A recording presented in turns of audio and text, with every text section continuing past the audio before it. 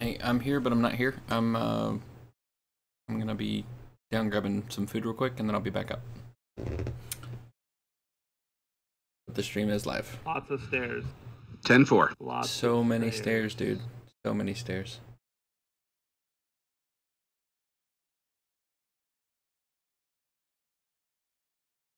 But the stream is live. Countdown started.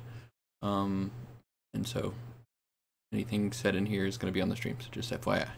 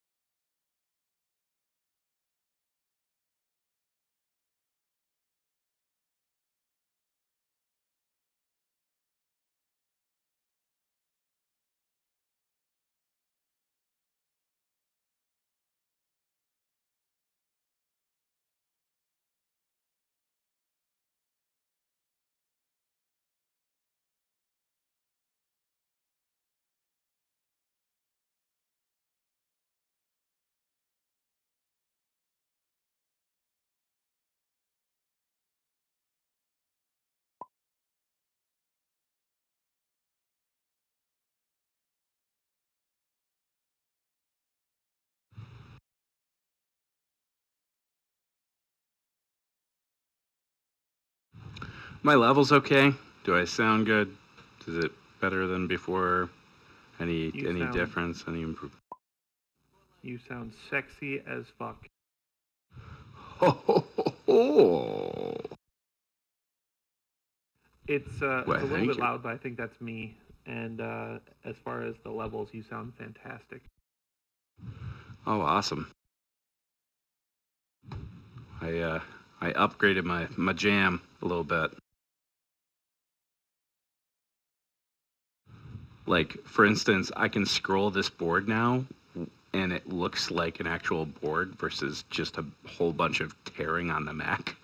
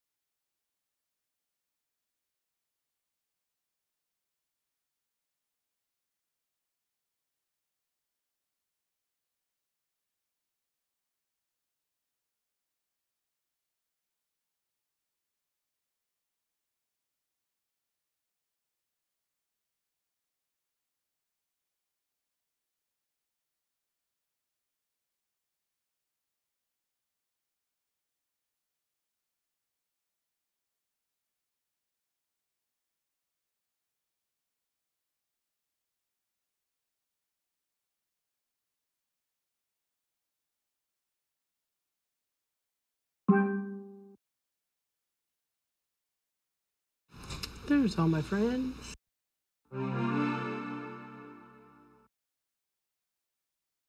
Here we are. There is Skipper.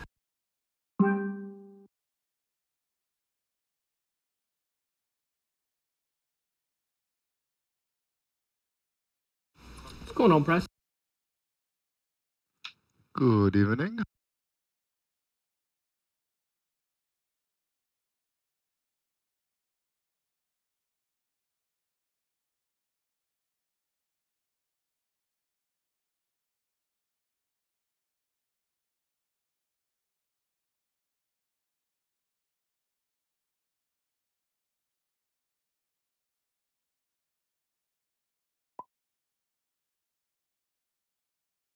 Van, do you need to have microphone conversations with anybody? You want to run through that super fast?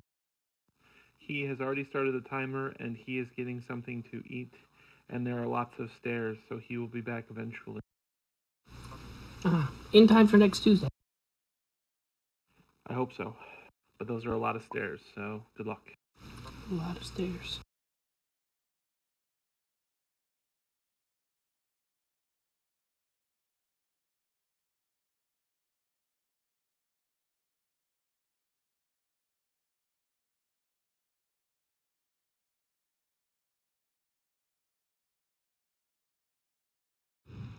I have Stairway to Heaven stuck in my head.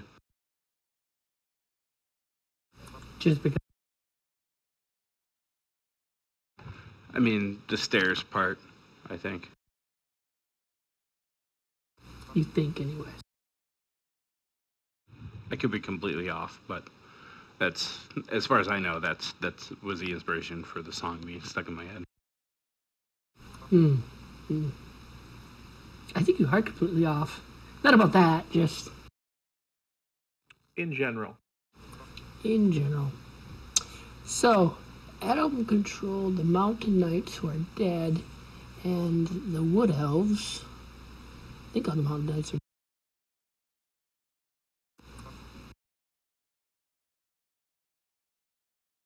You don't know. I do know. So, Jordan, since you're the guy who kind of sat on the walls with all the archers, you will be taking over Adam's Wood Elves. Okay.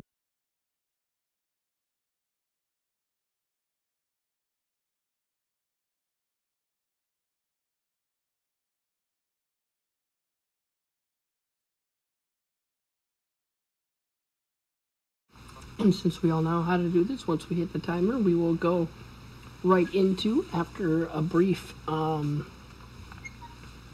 recap. Kip has so graciously offered to both give the recap and pay our mortgages this month. So That's the kind of service I offer. It's an interesting service you offer. it's probably not the first time he's heard that. Nor the last.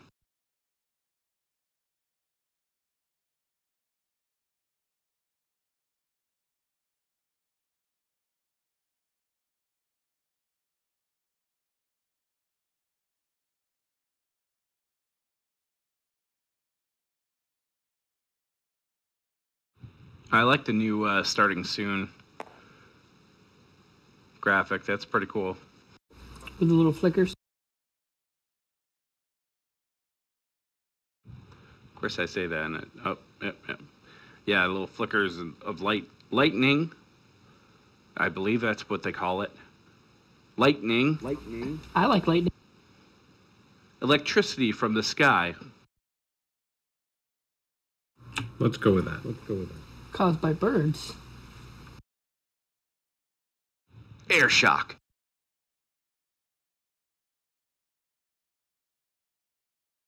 All right, I'm gonna grab some Wawa, as they say, and I'll be right back.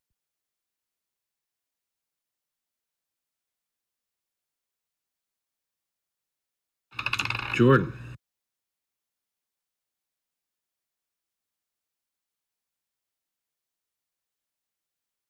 He said no.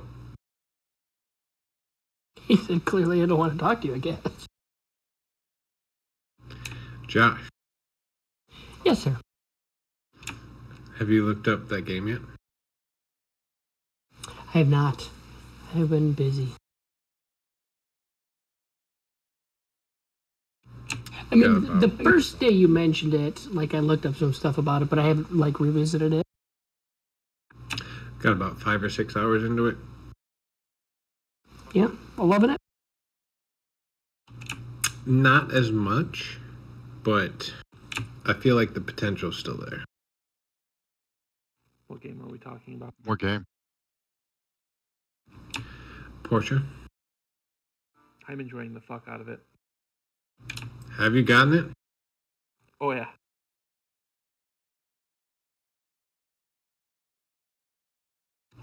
Yeah, it's pretty cool. What was the name of it again? My time in Portia.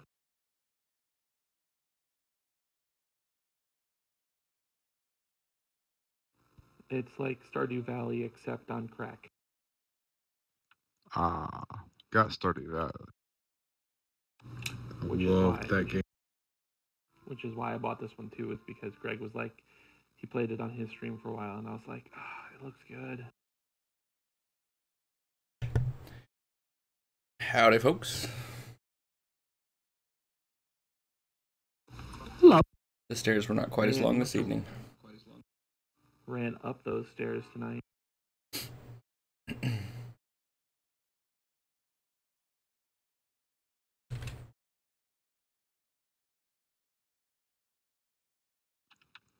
That one is going to be put on the wish list. What are y'all wishing for? Oh, it's awesome. For the Humble moment, at Bundle. least. Humble Bundle is selling. The battle.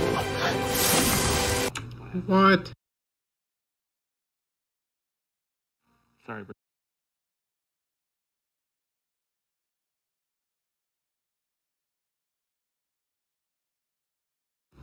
It's got enough differences to where it's really cool. I think it could use more story though. The story is extremely bland.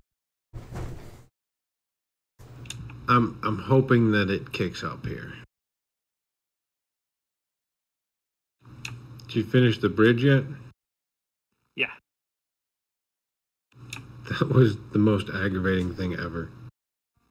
Because it didn't give you, okay, now you need to build this machine because you need to make a copper thing. No, it told you exactly what to do, but it's like I knew from the beginning that I needed to be able to cut down the bigger trees. It was like, oh, I need bronze and this and that.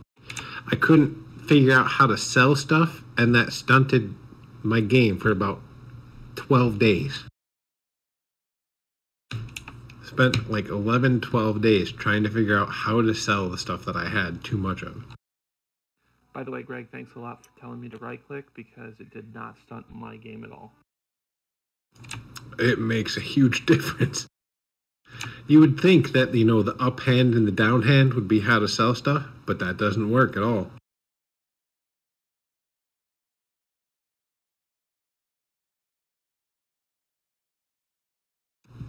Tell you what, that fishing though, those Goliath fishes or Leviathans, whatever, worth some money. I haven't caught any yet. Is the fishing better or worse than the Stardew Valley? It's a hell of a lot easier. It's different. I wouldn't say it's easier because I've only fished like a couple fish, but it's a completely different system. Okay. I was just curious. It's got the same like mechanics on keeping the thing in the thing, but it's a lot more mouse movement and it's really cool though. I like it. 3D versus Alright, 2D well, is what it boils down to. Yeah, We're it is. going in 4 seconds, 3 seconds.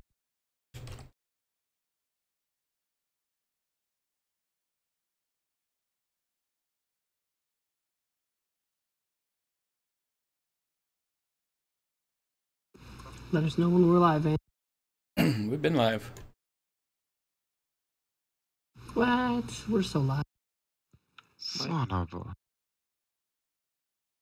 There's a castle now.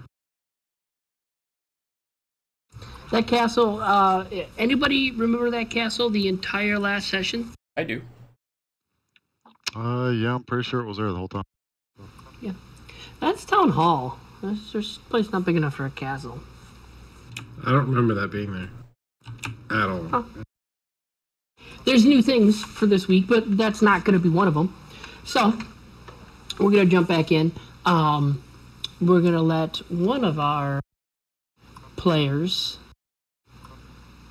let's see, Rhaegar, is going to give us a recap to say what we're here for and what brought us to this point, and then we're going to jump right back into the battle for Brickshire, and we will go from there. So if you'd like to, Rhaegar, if you are ready, go ahead and just tell us why we're here.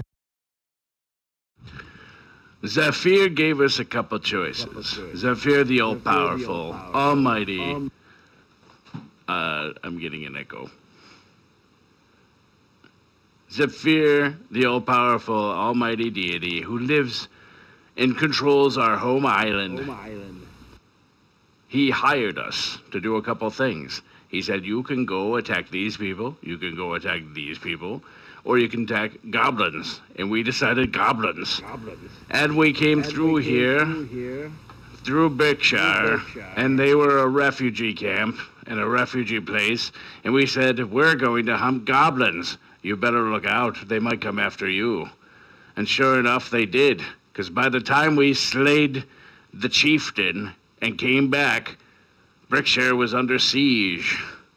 And here we are, protecting Brickshire, saving our friends, and sacrificing our blood, our sweat, and a little bit of everything else to protect a bunch of strangers who we've only just met. It's good. It's good. And one small change. Well, I wouldn't say small, actually, because we're going to go ahead and make an adjustment. But there's no Ransu, our Dragonborn fighter, is unable to make it tonight because of family, for good reasons, family. So we press on. So when we break off into any side combat, we'll do a little different. I've scaled appropriately because I'm not going to wipe the party on, someone having to be out because of family. And the archer Roger is going to take over the wood elf unit that Ransu was in control of. So we are going to not that you guys saw any Facebook posts about what possibly could be going on, but case Rah. Anyhow, we're going to start right at the top of the order. So there are no goblin fodder, but I do believe we have militiamen left. So let's go with Greg. Kill something, Greg. All right. Are we going? I think we should go by our in-game names, mostly. I was doing a really good agree. job until I just said Greg. I said Ransu and Roger, and I should have said Darius. So that's I was on it. I was on it till you caught me. But keep me honest. So Darius is in control of the militiamen. There are 2 full units of that left, so we will go ahead and go with that. All right. Militiaman 2 is going to get into melee with these lava steps here. Not that it'll actually... Okay. Well, hold on. Forgot how this works real quick. BR Yeah, we'll go with a lava step. Okay. And they are at 4, so... 20. I got a 31. But that's okay. Some of these numbers have been skewed. How about militiamen 4?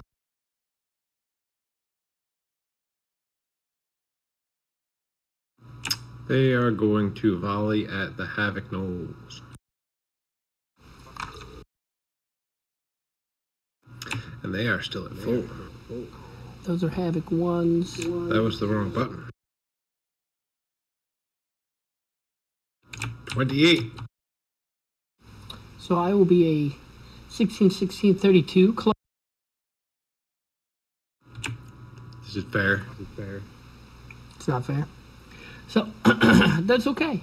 Some of those units you have been dwindled down a little bit. How about those big meaty defenders though? Oh, they're going to attack something. They're going after the Havoc Knolls. Greg, That might be a roll worth seeing. Not that it would have beat Josh's, but your rolls would have been +2 for Militiamen 2 and +1 for Militiamen 4. That is only on defense. Is it only on defense? Yeah. Okay. Dwarven That's defenders. There's That's no okay. Attackers. You do. That is ran by Blink. So I got a 31, Kipper, Rhaegar. You got a... I think that unit has a 37. That's a... I think they're still full. Or is that the one that got... Oh, no, pushed, those are the ones that are full, so you want... So Havoc Knolls go down by 2.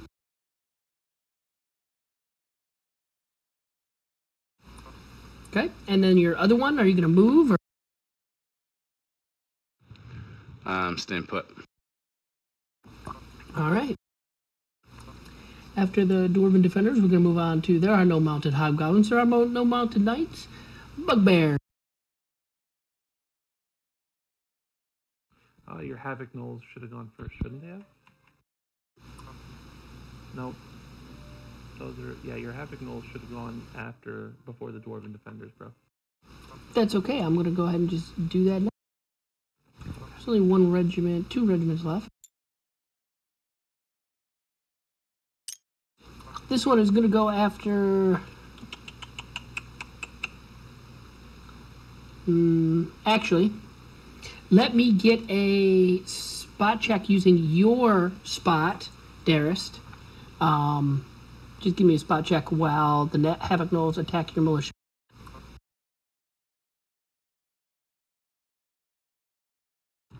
Good lord. Okay. I don't know.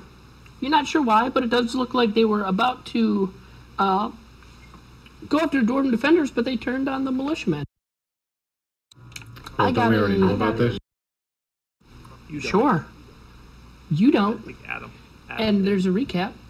So let's go with a 31. Which one was that? 2 or 4? 2. So that's a +4 +2. So that is 5 damage. You were at 4? Yeah, they're done. They will be able to make their movement. The other Havoc Knolls are going to go after the Dwarven Berserkers, jump in and jump out again. So Blink, that'll be your Dwarven Defenders versus the Havoc's number 2. +1. I got a 31. You got way more than a 31. Oh, you just rolled your mod. You got to roll the d20 also. Whoop. There you go. So you smoked me. Can't seem to bust through that Dwarven Berserker line with these Knolls. They're in and out. They're kind of hard to nail down. So fast forward past Defenders, because that was my mistake. My Bugbear. They will definitely attack Dwarven Defenders. Defenders 1, that's your one that's down just a little tiny bit. Versus my Bugbears. Are we at an 18 now? Yes. Dwarven 1, yeah. Yeah, 26.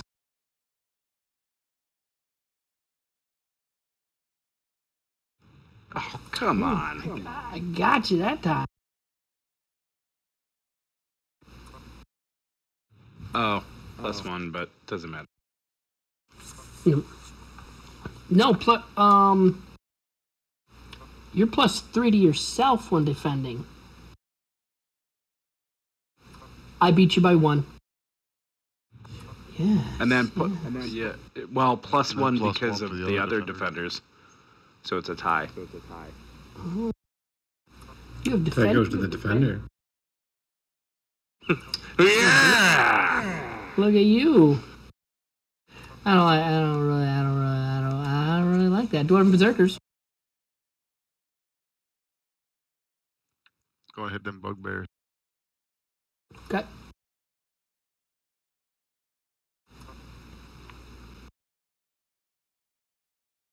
Ooh, I got you on that one. But you don't lose anything. I just defend. Well, he actually has a 26, not a 20. Unless he's down 6. No, he's down 6. He lost some against. Yeah, I'm at really 20. Just making sure. Yeah, sure. No, that's cool. There is no Wolfpack, thanks to Heroes, and we will move into the Wood Elves by Rhaegar. Not Rhaegar. So before we do that, I just have a little note. Buddy of mine's watching, and said stovetop actually, and he's like, I might as well be looking at the schematics to the Mars rover because he has no idea what's going on. So Ben explained it. Yeah, but it's still, I mean, it's a lot. So basically, each of these tokens is a group, is a unit of a bunch of people. Each one of these, when the narrator is hovering over them, you can see that they have like their own HP and their own skills and stuff. So when we're rolling as units, we're rolling against, what their unit strength is. If they lose unit strength, their number goes down. You can see in the board behind us, and the easier it is to defeat them. The idea is to get their unit number all the way down to 0. So it's kind of a battle of attrition, and it takes a little while. So that's why it's a little confusing. Basically, it's good guys versus bad guys, but it's kind of hard to know without being able to hover, who's who, because they all kind of look medievally. But it'll take a little bit, but you should be able to pick it up from there. Sorry about that. Continue. Nope, absolutely. That was my fault. I went into a pretty in-depth description before the battle started when we started this last week, but we jumped right back in. So anybody who didn't see last week may not have any clue what's going on at all. And I totally get that. And he still might not, but at this point, you're on your own. Oh, so average person might get it. You're just saying your friend is just out of luck. I mean, at this point, yeah. I mean, I still don't understand it, so. Oh, you're doing just fine, defendering and stuff. Let's go with Roger and the Wood Elf. All right, Wood Elf Regiment 1 is going to attack Knoll Archers 3.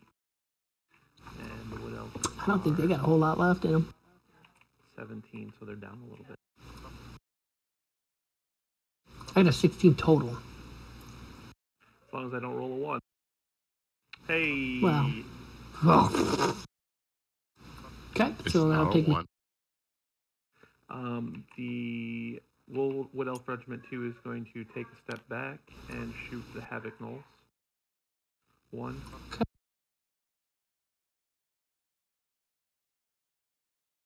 28. 37. Ooh. Not quite, Nope. But they take a little not the big one, but still. And then the third one? The third one is going to move up and attack the Havoc Knoll. Wait, no. Do they have 3 range? Yeah, They do. They're one shorter than your archers. He's going to step up next to the militiamen and shoot the Havoc Knolls back there. Okay. I got a 27. Yeah, you win. Well. Oh, wow. Yeah. Oh, those are 13. Never mind. That one's been wounded, so you would have won that one regardless. Okay. So then let's move on to said Knoll Archer. these Knoll Archers are going to attack you guys, as in your party. Cool. So let's start with, we'll go all back around, and we'll start with Rhaegar this time. Rhaegar, roll the, for your party. Party's a D, or a 20, so. Oh, I got this. Boom! Oh, nice. New year, That's new ridiculous. you. I gotta come up with a critical role animation. Okay. So you defended. Because, you know what? Because you're the party, I'm going to roll the morale save.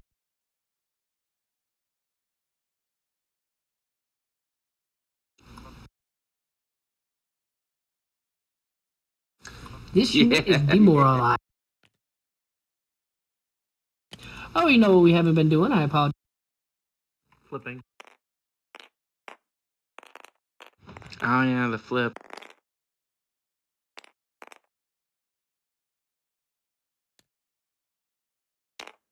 Boop. Then I believe the very last two we've got are the lava steps, which the lava steps are just Okay. going to do this. We're Oh, gonna be yes? fair. Your other two Knoll Archers haven't shot yet, so you should probably do that first. Oh, you're a good guy. You're a good guy. First one is going to shoot at those berserkers, the middle ones. 17. Don't roll 1, and you'll be all right. Didn't roll 1. And then this one, he's going to shoot at the Wood Elf. Okey-dokey. Might as well flip it up.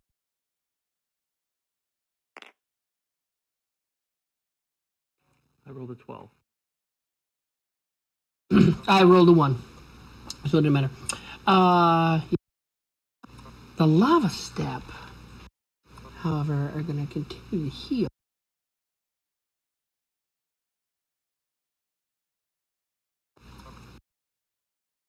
Well, my archers didn't get to go, and I can wait until after you heal, of course. It's not a big deal.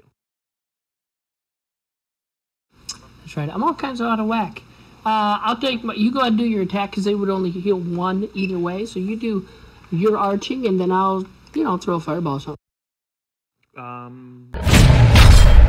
3 are gonna attack Havoc Knolls 1.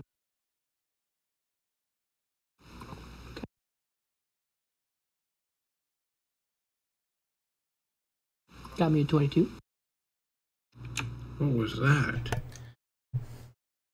I hit it by I got accident. 22 on the first one. And the second one, I got a 27.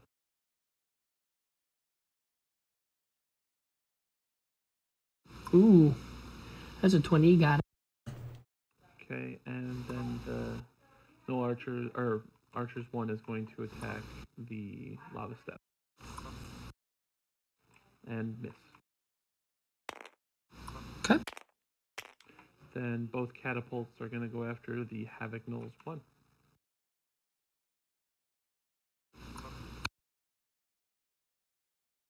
Missing with the first one, and missing with the second one. Sure, you missed with the second one. Rolled a What'd you 10. 7 plus 3 is 10. I still defended. That's rough. Disadvantage, bro. Alright, that's me. Lava step. He's gonna use one of his other spells. He has to break his concentration.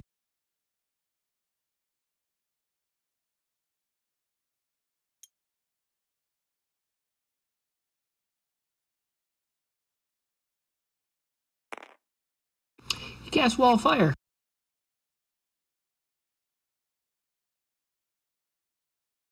Did he cast it on the wall? Or right Nope, right in front of it. Okay. He has reason. And that can flip her. Oh, what would the party like to do? You guys go ahead and decide. What do we want to do? Do we want to go after the Knoll Archers? I think we should kill the Knoll Archers. Yeah, might as well take them out. Yeah, knock And him I out, think- then move. Yeah. So we are attacking, so it is now... Hey, it's my turn to attack. Yay!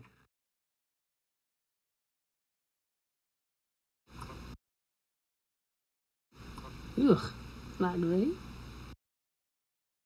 Not great either.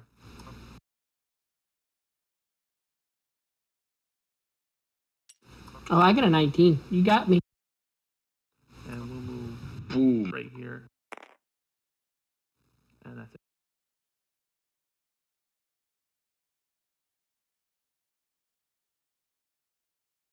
Unless we want to do one of our special actions.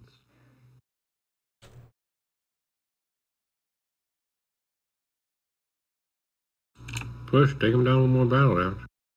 Okay. We will push them as well.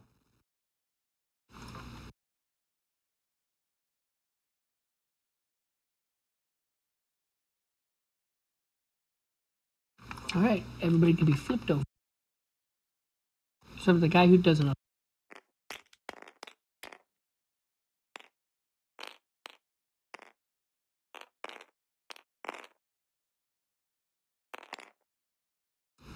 So we're back to the top of the order, and we're going to go with Militiamen with Dare. Now we can start moving along a little better.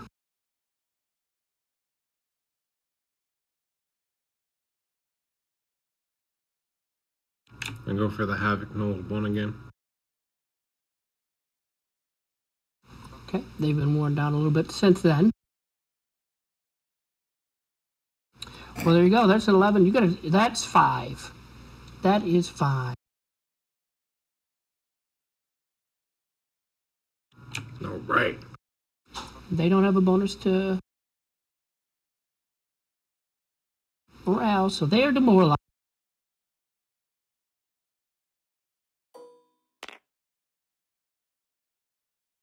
So for everybody watching, if a unit attacking beats a defender by 11 or more, they actually do 5 unit damage instead of just 2, and that unit has to roll a morale check.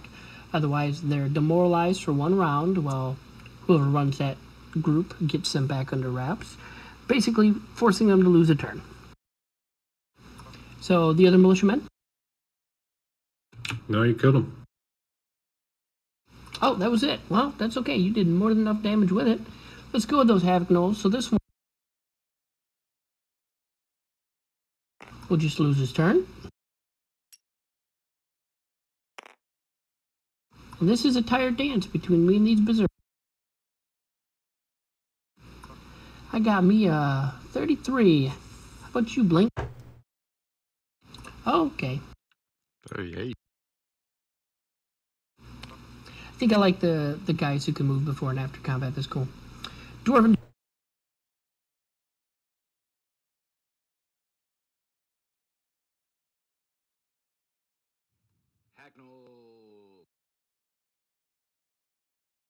All right, guys. So welcome to the channel. I'm gonna lower the volume of the game that's playing right now to let you in on a little bit of player interaction that we're going to be doing here in just a second. Well, let me ask you, which one are you going to attack with first? Sorry, let me lower them just a little bit more. So there's going to be some a battle ensuing in just a few minutes. So we're going to start a poll, but I want to describe it and give some examples so that you know what it is that you're voting for. There's an opportunity for the players at the end of this battle to fight a fire creature, and we've got a couple different creatures that we're going to throw in the mix here, and so we're going to let the chat vote on who they want the team to fight, the party to fight. The first option is a large fire elemental. The second option is a pair of fire guys. The fire elemental is pretty self-explanatory. Classic creature looks like a living mobile bonfire, tongues of flame reaching out in search of things to burn. Pair of Firegeist. It's a humanoid shape made of fiery smoke. Firegeist is what's left when a fire elemental is summoned from home and slain in a particularly humiliating fashion. When it returns home, it's something malevolent and resentful. Option 3 is going to be a Fierce Ifriti. If you're not familiar with an Ifriti, it's kind of like a genie. Muscular giant, has crimson skin, smoldering eyes, and small black horns. Smoke rises and curls from its flesh. The fourth option is going to be the Insinus. Unusual elemental, seems to be made from magma and fire. Its skin is pitch black, glowing cracks forming and closing as it moves. Faceless creature except for a great flaming maw that sputters and smokes as it speaks. And the last option that I'm particularly partial to, given its D&D, is a young flame dragon. The dragon bears black scales, more charred than naturally colored. Cracks between the scales glow a dull red until the dragon rears its angry head and roars, and red embers become bright orange flames as the creature lights up from tail to maw. So, with that said, I'm going to enable the poll, and you guys decide which one you feel like you want to be pro or against.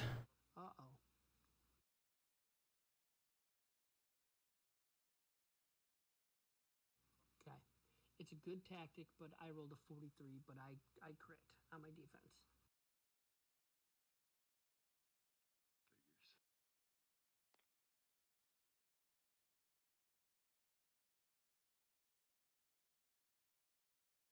So if you have any strong feelings about who you want them to fight, type !vote, and then the number of which one you're voting for. Don't watch the stream. Just FYI for the players. Yeah, don't watch the stream. Probably could have thrown that out there. That's cool. We are up to Wolfpack's dead. How about those wood elves? Feel free to take a vote if you feel strongly one way or another, !, and then the number. So if you're doing, if you just want to know what the options are, do !vote 0. If you want to vote for the large fire elemental, !vote 1, etc.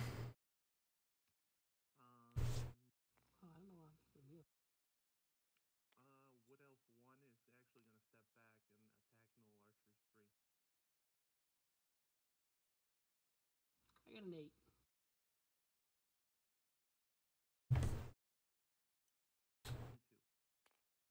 They've been slain. They had 5 left.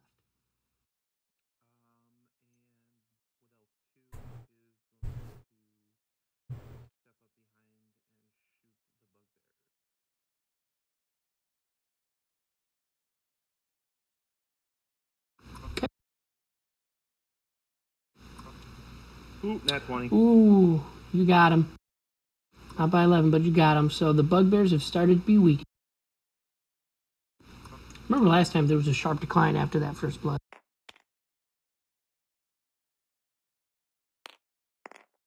And that's the archer, or, well, that's the wood elf. So after the wood elves would be the gnoll archer, one of which lost his life.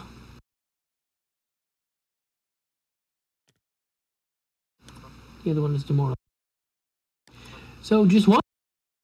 And he's going to shoot on... He's going to return fire on the wood elf. Gnoll archer's wood elf. Okie dokie. 24.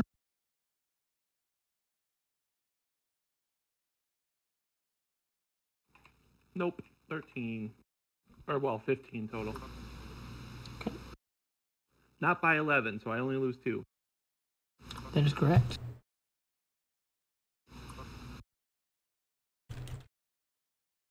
Oh, you're doing your own clip. Yep. All right, you may take it with your regular archers, sir. 3 can't hit anything. 2 and 1 are going after the lava steps. Okay. 22 on the first one. 35. And 16 on the second one. They miss. 16 times goes to the defender. Hey guys, welcome to the channel. If you're joining the stream, we're taking a poll Right. for different So that brings us options to for the what lava the step. creatures we're going to attack. So if you want to type !vote, and then the number, we're doing 0 is a fire elemental, 1 is a pair of firegeist, 2 is an Afridi, 3 is an Insinus, 4 is a young flame dragon. They're going to use a Scorcher. How'd you move that far? I moved 2. Okay. No, I see the thing. Yeah, it's angle. I'm gonna use. How many spells do these guys get? God, they used all these spells last time too. Not all of them. This is their last Scorcher. That was their last wall. I would do 3 damage to everything, 2 tiles in a line, so just 3 damage. 3 damage to Wood Elves? Yeah. Wood Elf Regiment 1. And then the party, friends. We're gonna hit the Knoll Archers again, right? Yep. I would imagine. Okay. Alright, Greg, you get to roll now. D20 plus 20.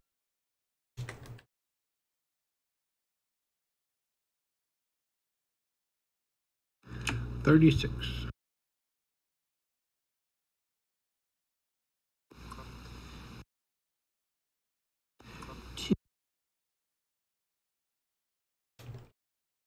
Oof. Nice.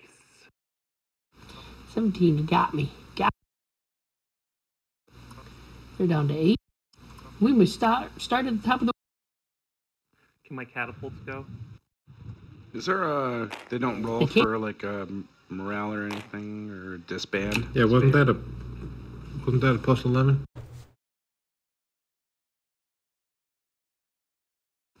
What was your grand total? I apologize. 36. Oh, yep, I had my numbers off. That is my fault. No, I had 27. It's a difference of 9.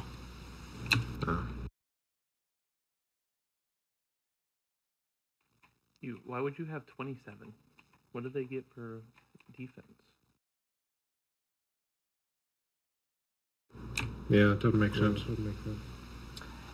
I'm thinking of your number, not my own. Yep. Alright, well, both my catapults are going to attempt to hit the Bugbear Regiment 1 because it's the only thing in range.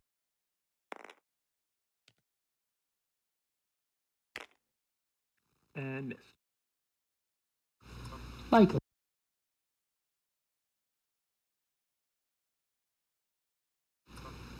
Yep. Now we can start at the top of the order. That's my fault.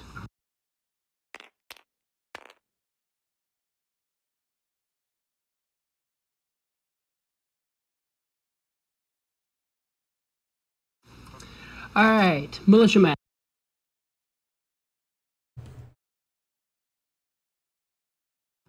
Militiamen are going to step forward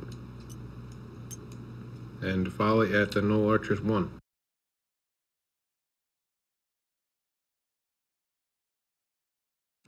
Nope. He might roll a 1. You might. I don't know what his plus is. I think it's only 5, so I think... I got a 13. You got me. Yeah, they still take 2.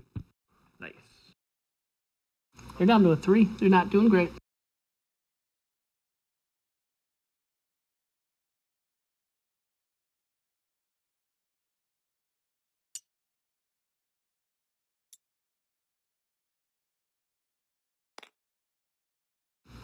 Okay. That was the last little militiaman. We're going to go with the Havoc. This time they're going to run in on the militiamen that are right there. Yikes, I got a 23. Can you defend against it? Nice. Good job, Greg. Okay.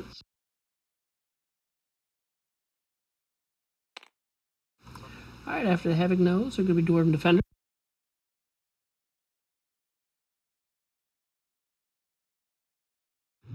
To the Bugbears. Ones are attacking first.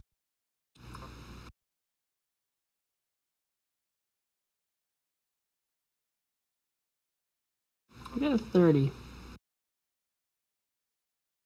Uh-oh.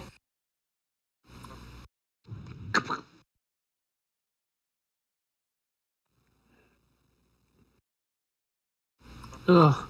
22. He has advantage, too.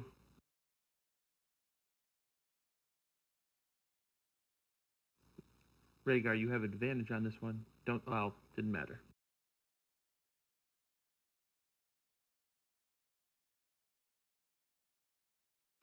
Let's roll again just in case.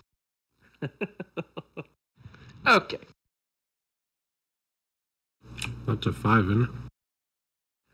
And a morale check.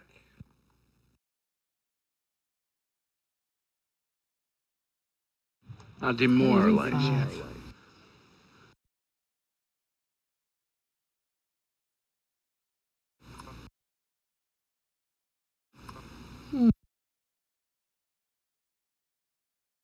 They are demoralized. Woo! You jinxed them, Josh, when you said that earlier. They took their first damage. I think that's what happened to the other bugbears. It was, too. Everything went from downhill there.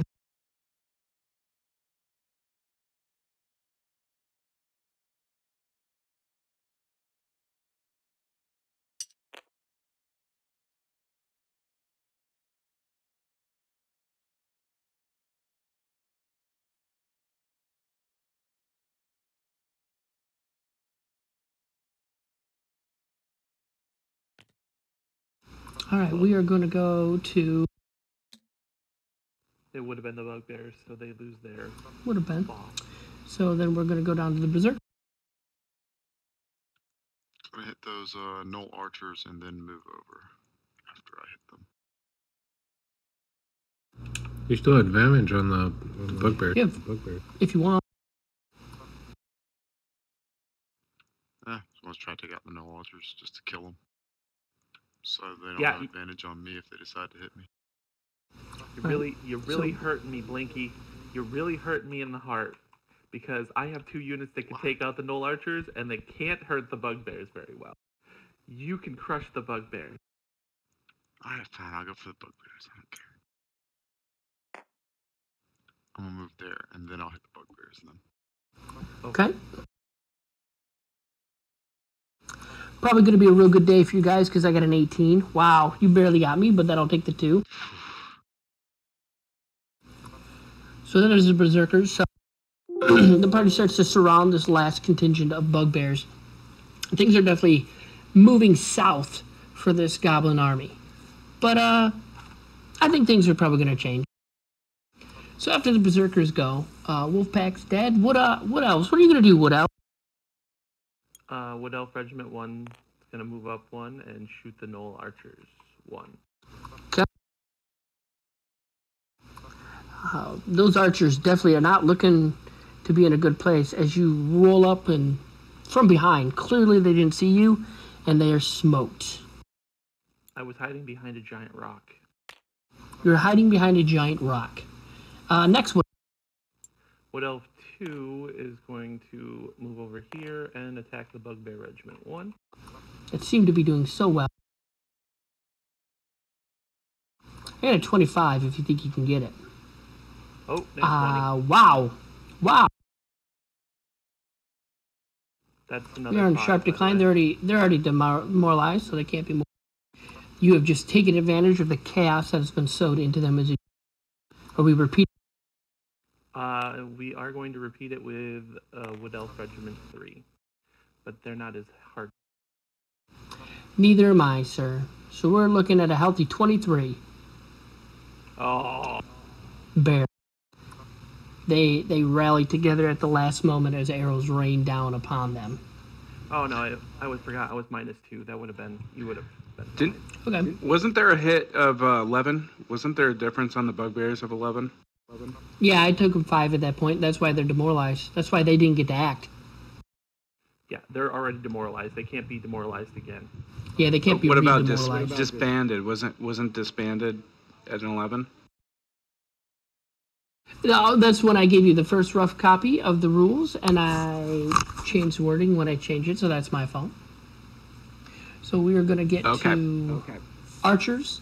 I'm not sure if the archers can reach anything at the moment. Can they? Nope.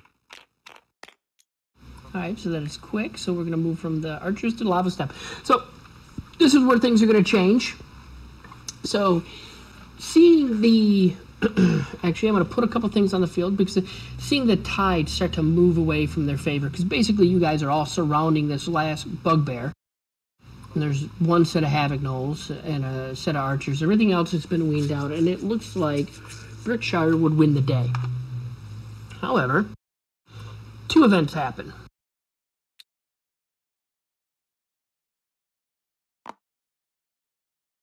Oh, come on. I thought we had got those guys. That's not what you think. So, the Lava Step Goblin gives a command, and his unit scatters on his initiative.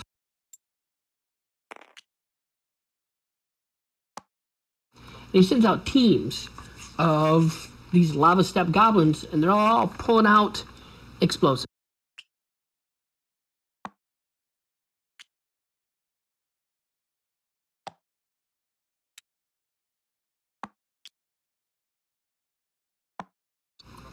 And they are full charge towards that wall right now. They can only move two. He doesn't move at all. Actually, he'll move up.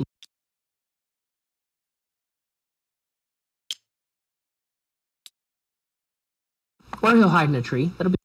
Charlie in the trees. So you guys notice this because everybody's hysterical because all these, they start spreading out and running wildly towards this wall of flame that's just kind of there in front of the wall. Archers at the ready, but these units are going to move on their own. After that, we get to you guys' initiative, and right next to, and I'm going to say in this case, Roger, little blue goblin that you're familiar with, Rutherford, shows up right next to you, behind your shoulder, and he says to you, clear as day in your ear, next, we have to stop them from blowing up the wall. This is a loss. We will surrender, me and my brothers, if you take us as prisoners and send us to the one you spoke of. But next turn, you have to make it look like you're going to capture us. You only see him there, but he's kind of hiding there next to you. And he says that to you, Roger.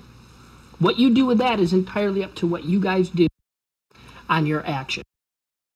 Now, the archers next to you are almost dead and very heavily demoralized. And then he's next to you as well. So the three blue goblins that you guys face that you didn't know if you'd ever see again and seem to be leading this army have shown back up, but they seem to be admitting surrender and defeat in exchange for their lives and to be sent to Zephyr. Maybe you kill them now for their treachery. That'll be a separate combat. Or you take them at their word, capture them, and do with them what you will, and maybe get some more information out of them. So that's entirely up to you. You guys can decide what you want to do, but the response will come from Roger. So you role play that how you would. All right, quick question. Can my human catapults attack the bomb squads? I want to know if they can. When they're close enough.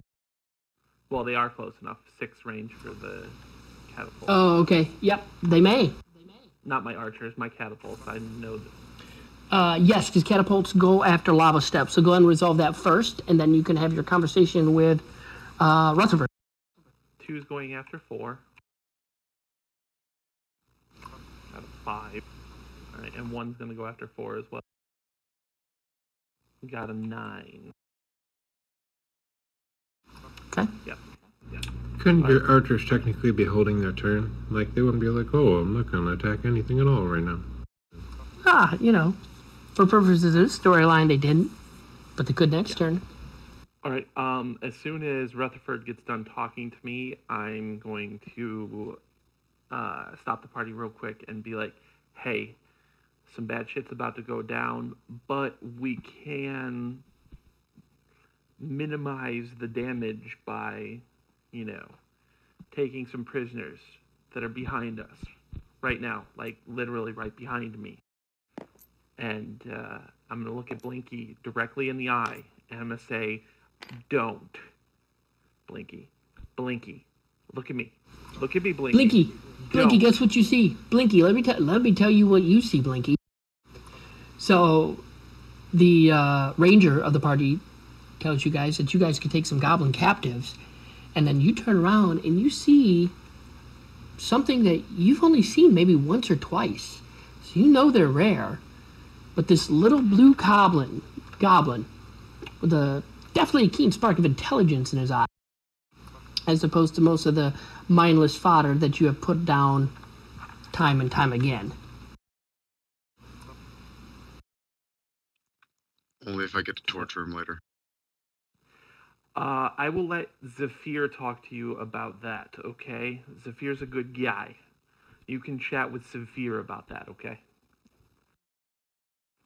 This is between Zephyr and I'll you. let it slide for a little while. For a little while. How about this? How about we kill some more goblins, just not these ones? Fair enough? As long as we get to come back to them, sure. Okay. Again, that's between you and Zephyr. That has nothing to do with me. I'm just letting you know that Zephyr's going to like these guys, so he may not let you torture them. I'm just letting you know. We'll cross that bridge when we come to it. But I'm willing to hold off. Okay.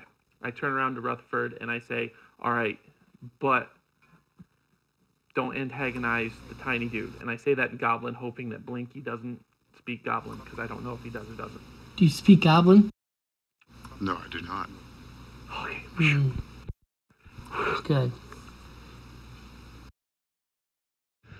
Oh, I knew he'd look familiar. I've been trying to place him. That's right. So I tell Rutherford that that's fine. We're okay. We will take you to Zephyr as soon as this battle is over with. We are taking you prisoner, though, right? Question mark. That was a question He mark. nods. Yes, absolutely.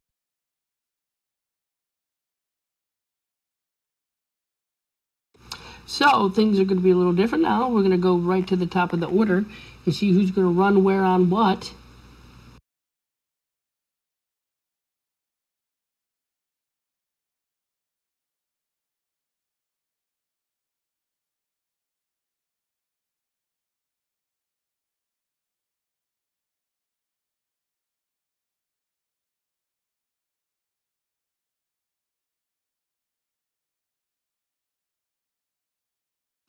All right. So this will probably be our last, if not second last round of this type of combat as things start to just kind of scatter to the wind. Probably actually last, because you guys will engage in actual comments. Or actual combat like real game. Okay.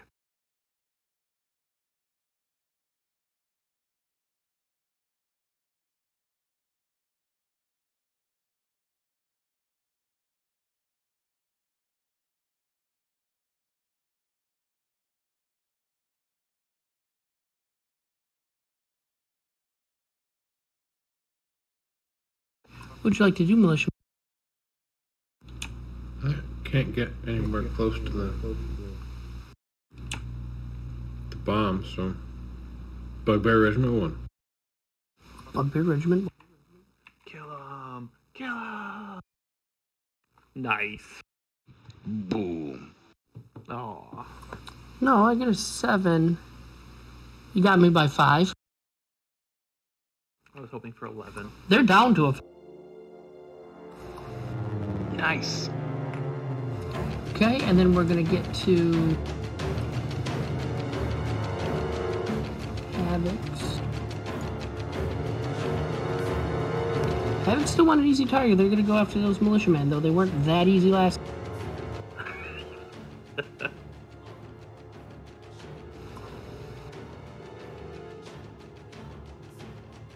Ooh, ties go to the defender. You get lots of ties.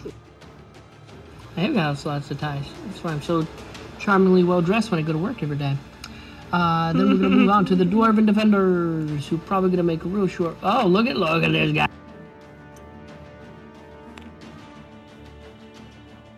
Not that wall. Pick a different wall. They all sound like they all sound like the same character.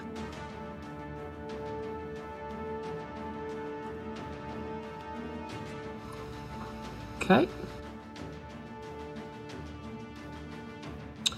You have engaged in combat with them, so the Dwarven Defender Regiment sees these goblin sappers charging towards this wall of fire. fully intent on blowing themselves up. But then again, fire goblins, who knows how that would resolve. But they definitely seem fanatic. They charge in and start swinging their hammers and charge with their shields and knocking them down. And they go ahead and pull a plug or two on. So you have defeated, the good news here, sir, is you have defeated that bomb unit. Do you need the bad news, or? They exploded on. I mean, whenever you're ready. You take 5.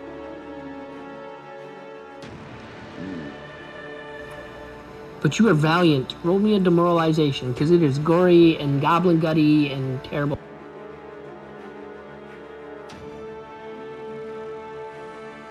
Good job. Nice. Phew. So Hold strong! Hold strong! That's exactly what they do. What about your other dwarven defender? Bugbear. Since you have that good old...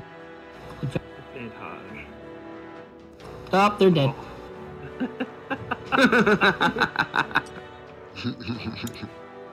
They saw what happened.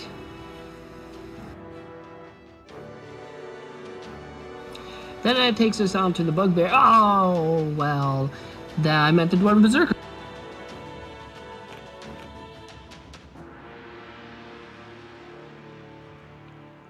Alright, guys. I'm at an impasse. I can only move one at a time. Just take out the I'm gnolls. not gonna reach.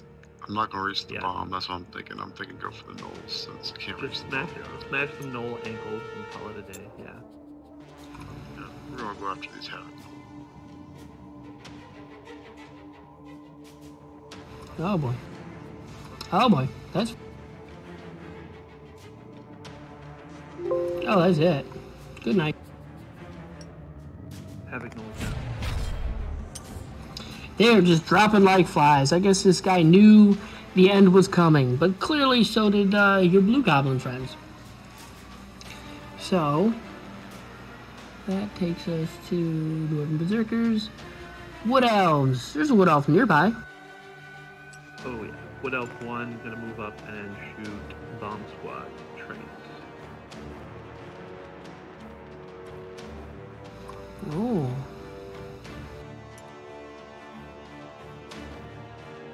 No, 19. 21. Okay. They're ducking and weaving, and they're tiny, and there is a giant tree in the way. Yeah. We're gonna call. 3 is going to. They can do that. 3 is gonna go over here and shoot around the big rock, try to shoot down those. No archers too. 30. 20 something.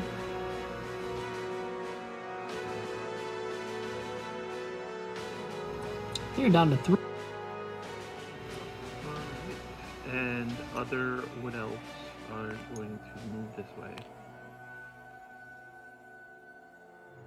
And that's it.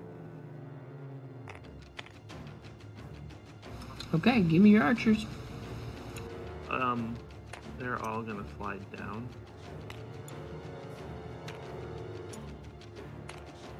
And Wood Archer 1 is going to attack Bomb Squad 1.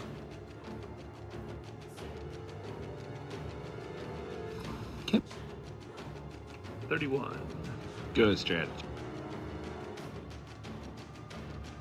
Then the other 2 are going to shoot at Bomb Squad 3. First one is a 16. And second one is a 23. Thanks for the follow, Gemini. Woo! Got it with the second. Archers are done. So, we are gonna cut that right.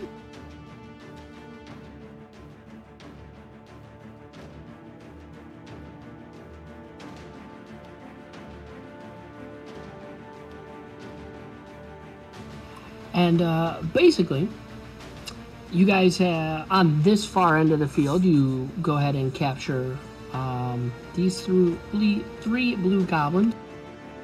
Moments later, Bomb Squad 2 runs, but with 3 sets of archers taken down. This guy,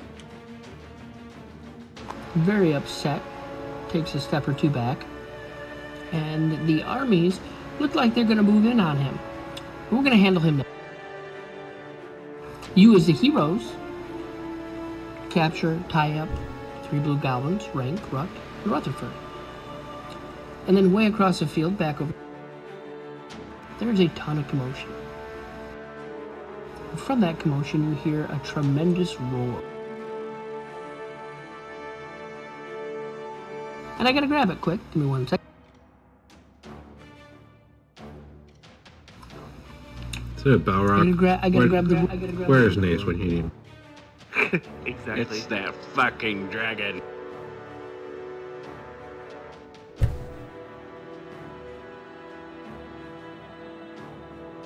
I like my lizards small.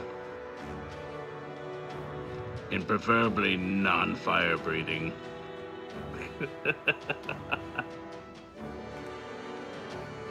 So, Salamanders are excellent pets. like little ones. Yes, So- very small. In a last-ditch effort, you hear from across the battlefield that little dwarf, or little, excuse me, that's blasphemy, that little, the little sorcerer pulls out a flask, seems to be just bubbling over with fire. And he screams at the top of his lungs. He says, "For the glory of the Goblin Tide, for the glory of Siratax." And he drinks the potion, and it does not look like it goes well. Like, he's barely able to choke it down. He looks like he's gonna harf it or whatever. And he's already on fire, but he's been on fire this whole time. His body starts to swell, and from his chest bursts forth like almost this wave of lava. But from this lava, a creature emerges from his chest as he gives his life and drinks his potion as a last-ditch effort. And you guys have to face.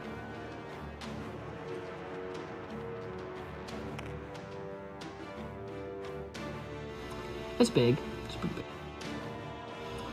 But the townsfolk run inside because they're like, that, nope, nope, nope.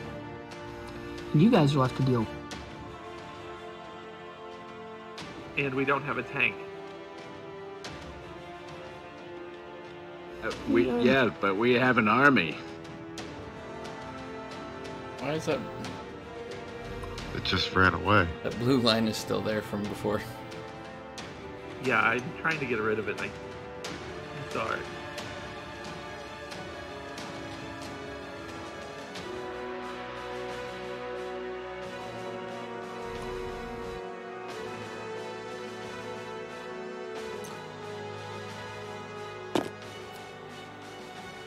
Come back, you cowards! So, how much is everyone down?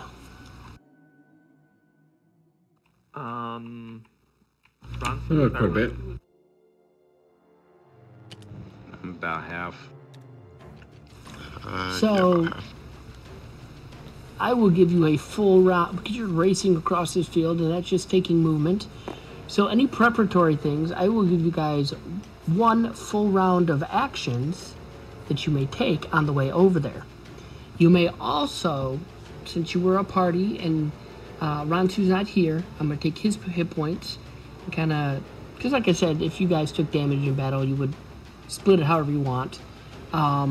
He's down and being tended to. Sure, he has 13, but that means I'm going to round it and just give all you guys 4 hit points apiece. I know that's not much, but everybody can go for it. Can I give somebody else my hit points since I haven't taken any damage? You guys may distribute that how, we'll say he's got 16 because I was going to give you each 4, and you guys distribute that however you want. However you would like. This is gonna suck. Who's down a lot? Blinky and Darius are both down a lot. So my 4 hit points are not needed. So somebody else can have those.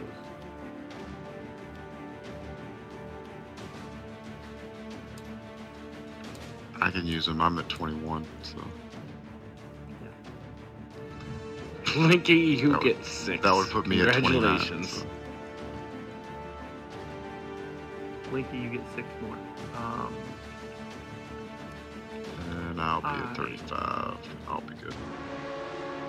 I am also going to use 2 of my level 2 spells and cast Cure Wounds twice on Greg. There's. Dareth. There's. It's actually Darist, but Dareth. Oh, yeah, that's my boy. Max, 22 hit points. Nice. fantastic. All right, Josh. I don't know how- or I whatever. can't. I have to ask one question beforehand.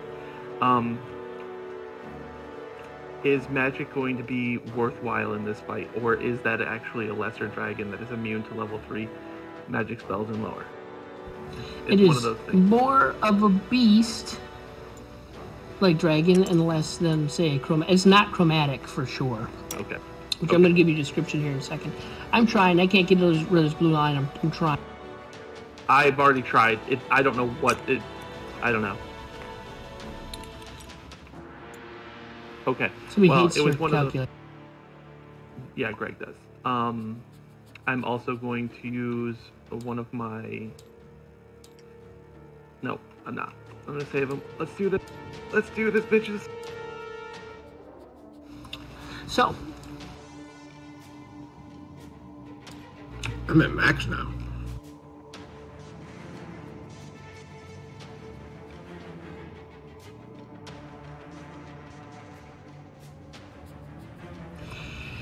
the creature before you seems, if you compare it to other dragons, more along the young and juvenile category. But this dragon bears black scales, but more charred than naturally colored. Cracks between the scales glow a dull red until the dragon kind of swells up from its once master after imbuing the potion.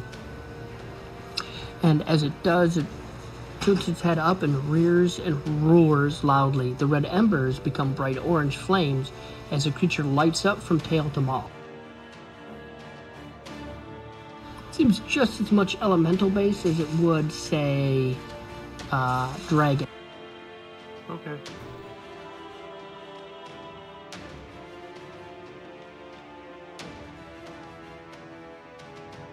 Boring. And it races across the field towards you, and you guys meet in the middle somewhere. Let me get initiative and see who swings first.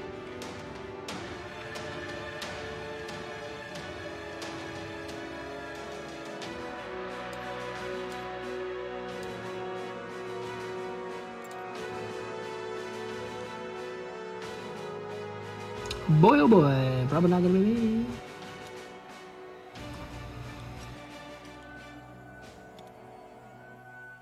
I've been using my scary wolf guy.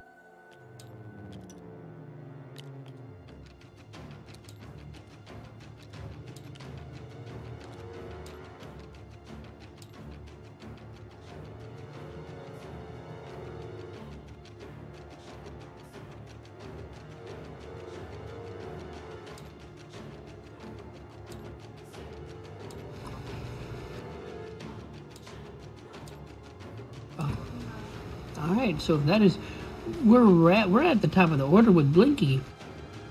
Does Blinky want to run in there and face tank a dragon? I don't think so. I think I'm want to try and look as small as possible and unobtrusive and hide kind of to the side. Get behind the bug, or get behind Serenity. She's an owl bear. She might help you hide.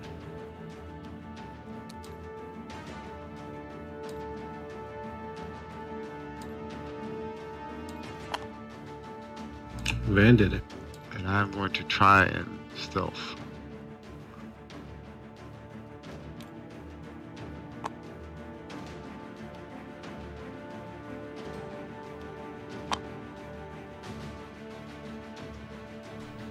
And that's why we pay Van the big bucks. I did all that. I got rid of the blue line. That's a heck of a stealth. Oh, I thought you meant the trees. Gotcha. 28 stealth, that's pretty good. He may not be looking for you, but then again, you're the smallest Morsing. After that, we're gonna go to Rhaegar Glumthroff.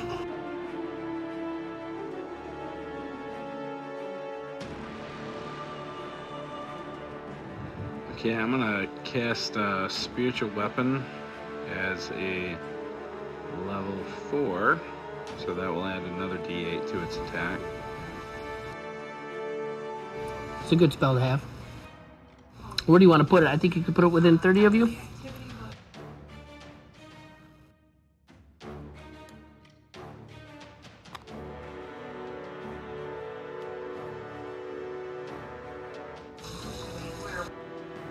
I think it's actually 60. Okay. Because it's not broken enough. No, no. He wants to be able to attack with it 10 times.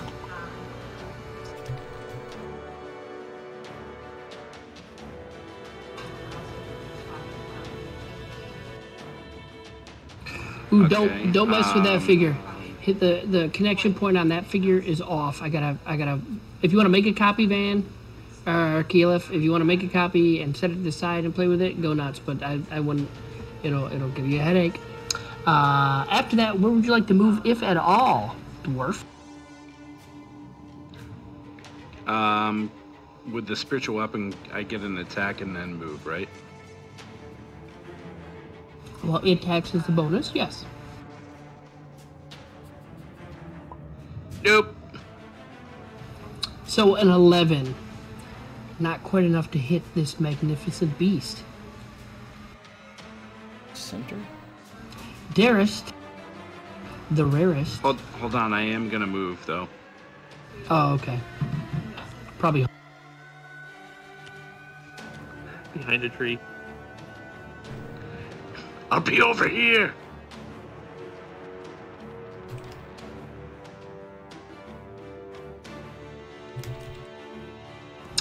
Alright, Darist, it's you and a dragon.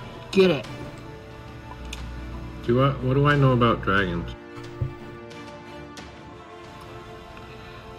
What do you know about dragons? They're big, terrifying, normally fairly intelligent lizards of destruction, and they command your respect. Do they have like true sight or anything like that? Not that you know of. Can I cast darkness on its face?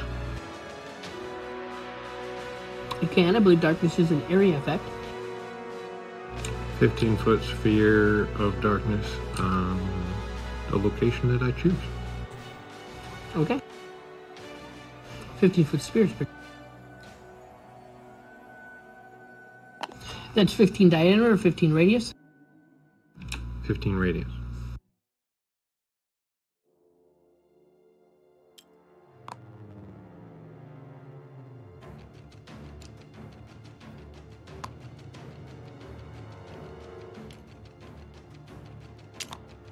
You said on its... On its face. So when he moves, the darkness moves with him.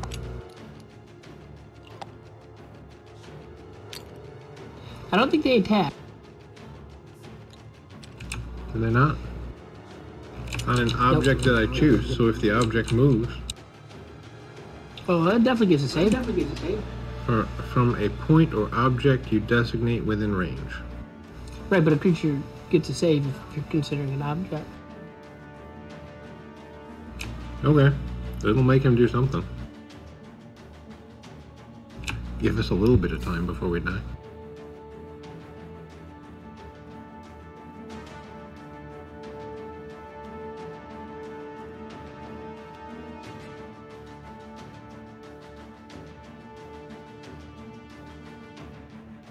What is your save for your spells?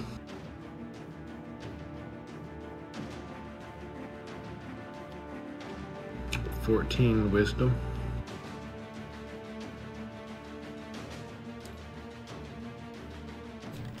Oh, you can't put him on as a creature. It can just be an item or a point. But you put it in his face, and that's fine. As far as you know, he can't see through it. So after Doris, we're going to go to Roger. I am going to cast Hex on it. You put a hex on him. Yep. And Which then- save would you like to define? Or give him disadvantage on? No. I'm casting Hex on him, as in extra damage when I attack him. Yeah, he gets disadvantage on a Yeah, that save also, of your you choice. also, yeah, you Oh. pick one of his saves, he gets disadvantage while Hex is on him. Hex is out of control good. Yeah, I'm gonna go with what do we got? I'm gonna go with Constitution saves, only because I think that's the only saves that the dwarf has, so that are good. So Con, Okay? and then I'm going to shoot him twice with my longbow. Shoot away, friends, shoot away. 17 on the first one, 24 on the second one. So the good news is the 24 hit. Narrowly, the 17 misses. Got. Alright, he takes that. He hasn't taken any damage yet, so I don't get my extra d8, but I get my d6 for Hex, so he takes 16. And then Serenity is going to hide behind me, actually. Alright, that will take us up to his initiative. So, he has a globe of darkness in his face, which is very disorienting. So he will fly forward.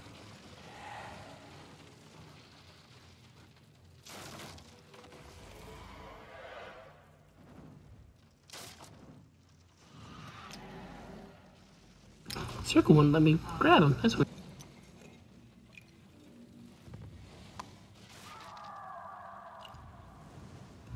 Why you gotta go for me?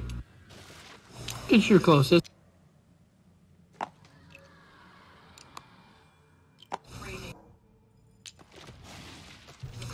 But, truth be told, you prevented him from doing something worse. So he just flies up, makes a couple attacks in your face. There's a bite, and a claw, and a claw.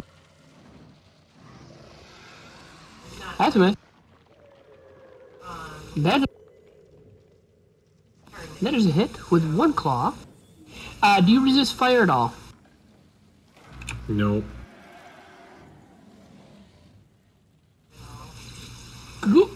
Barf. 6 damage. Oh, Lord. Maybe he's not that mighty. Maybe he's not. Maybe all the people who voted for him should have picked something else. Hypotheticals. Blinky.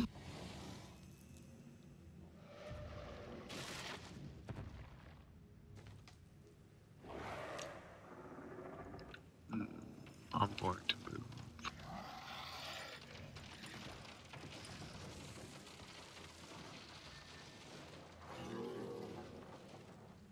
He doesn't get legendary actions, therefore cannot make a perception check right now.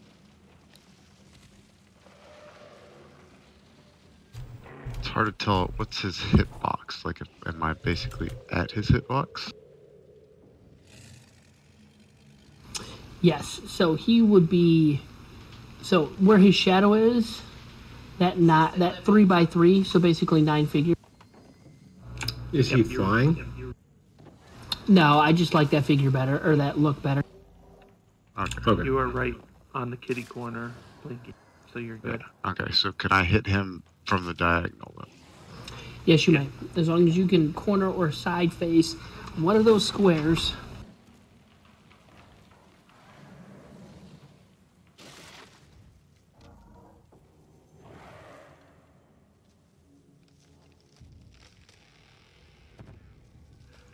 Alright, and I'm going to try and hit him with a rapier, which would be a sneak attack, which I don't think I have my thing over here.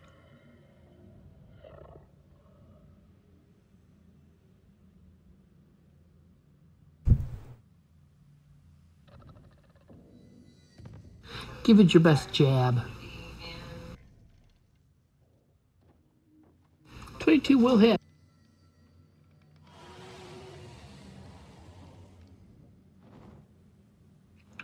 Sneak attack should be 4d6. Yep. So, this big flamey dragon rears its head and roars, and all its skin is a flame, seething with anger, and the party scatters. The dwarf summons a hammer, swinging wildly at him, and ducks behind a tree. The ranger goes to the side with his owlbear companion, dropping at least one arrow into it as he moves about. Casts a little bit of dark magic, too. A globe of shadow drops over its head, blocking its view as Darst is the only one brave enough to stand in its field of vision. And it flies through the you can roll your damage while I'm doing that, Preston. Blink. I'm trying to figure it blinky. out because I've done this once. You did it quite well. So it'll be the normal attack, so you could do, and we'll get you a button for it, but you could do rapier damage, normal rapier damage, and just add, and then roll 4d6 after that. We'll add them up, and we'll make a button for it later. And Dars takes it like a champ on the chin for the one time that it clipped him, moving nimbly out of the way before Blinky, through the shadow created by this beast, rolls and tumbles underneath, giving him a little jab in his Achilles heel. Not quite the jab he gave that bugbear, but he's warming up to the idea. This is not a goblin, so maybe that's why. Maybe that's why.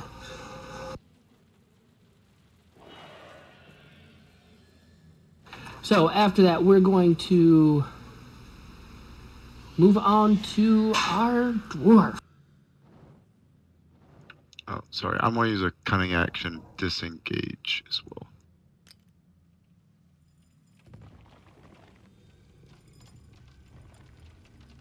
Did the dragon move through the spirit garden? That's not spirit garden, it's a spiritual weapon. And yeah, he can move past it. It doesn't get attack of opportunities because it's not Spiritual weapon. broken enough. The spiritual weapon isn't broken enough. What about Spiritual advantage? weapon. That's the run it. No, shut up, Kipper. I mean, That's the is run that and too jump. much to ask for? Way too much. Oh, okay. What would you like? Are you gonna move that hammer up? Hammer time.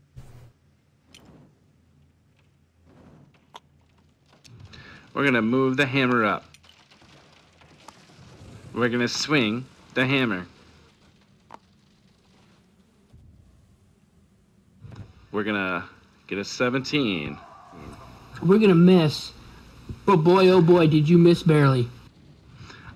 So I'm gonna use a cantrip from behind the tree.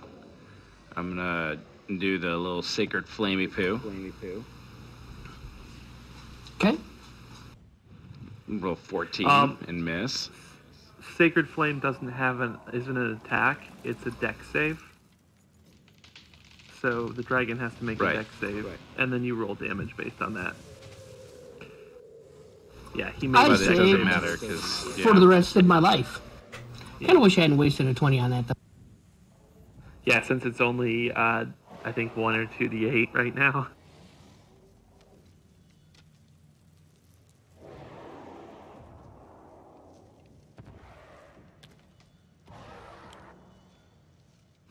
All right, Okay. and then I was completely useless. But it was colorful the way you did it. Let's move on to someone maybe more effective this time, Darst. Maybe we'll see.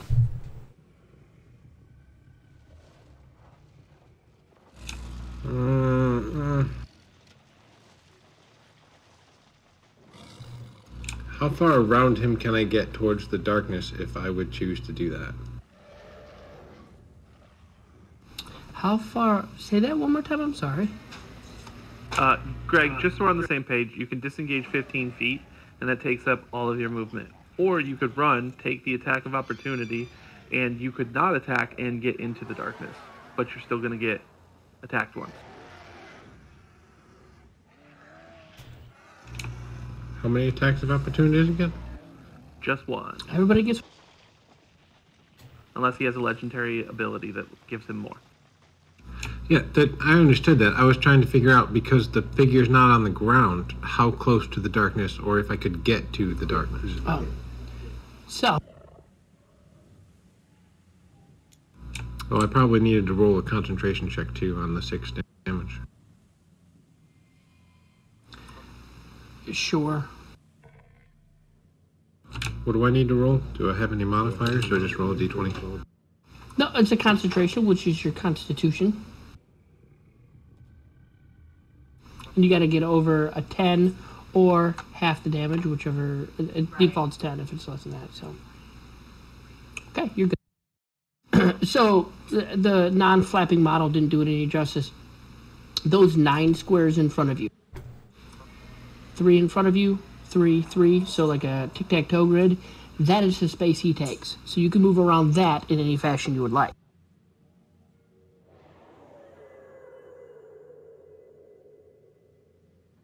I can get almost to the darkness, or I could sprint and get into the darkness.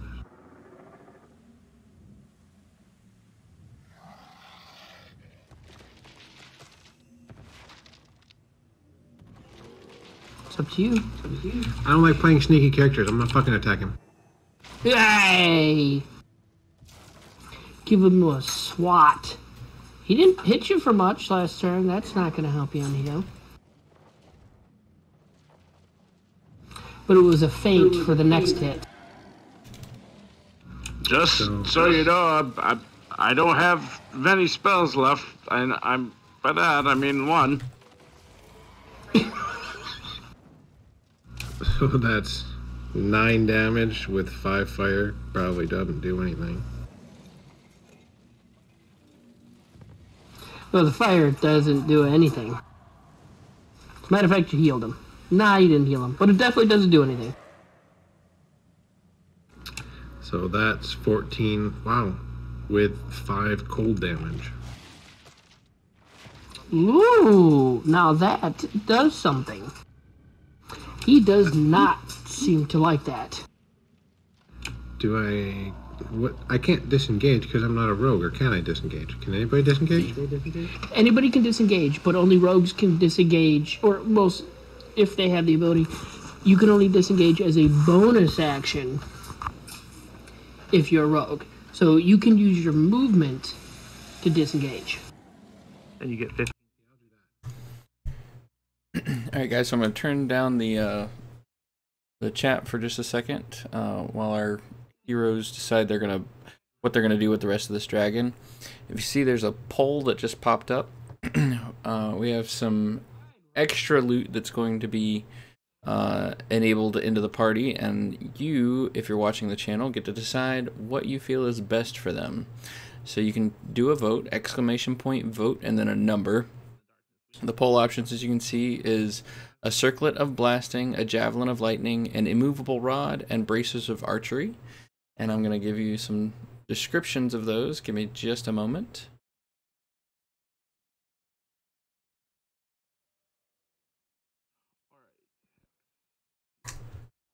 I'll post them in chat here in just a second.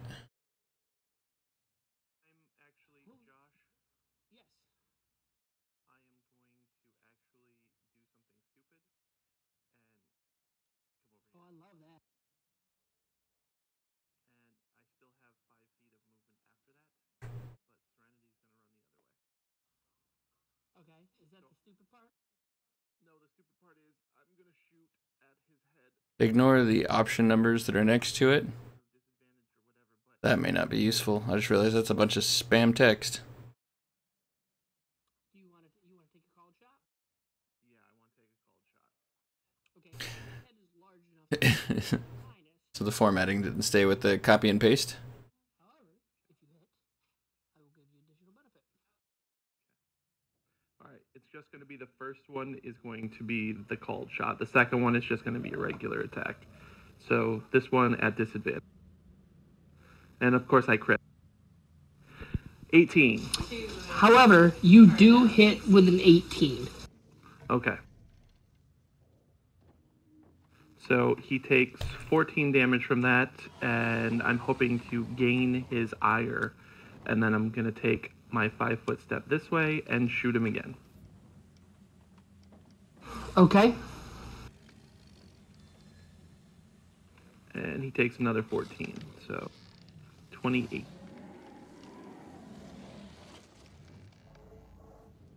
And Serenity. You, sir, have gained his ire. Hi, And Prince yet of again, Daisies. Welcome someone to the takes an channel. action that prevents him, well, it prevents me anyways, for fun, from breathing fire. Because now he's so mad, he's just going to do. Yep. You remember what I told you I took at level 7, right, Josh? The Multi-attack defense. So, right, so it's disadvantage on the second to attack. no, not disadvantage. I get +4 to my AC if he hits me with the first Gotcha, that's right. or second one. So what's your normal attack? Or your normal AC again? Remind me? 18? 18. Alright, let's do it. Okay, Does so it I hit? get hit with that one. The next one is a 22 armor class now. Okay, good. It worked. And it, Yes! and it saved you. Look at that. Nice. Nice. Alright, give me the claw damage. So, are you immune, resistance of... I do have resistance to fire. Ah. So you may reduce that by, oh, that's a good one too. 7 damage. I can't hit with it. I can't do any damage to this guy. Alright, I have his ire. I look at, as a free action, I want to say, to Darist or whatever his name is, do something productive! And the volume changes, and that's what happens. So now we're going to get back up to Blinky. Then check your phone.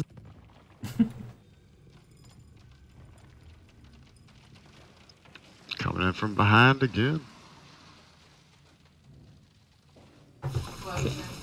Oh, Alright guys, if you're in the channel, roll another D20. I'm going to bring some of the volume of the game down a little bit.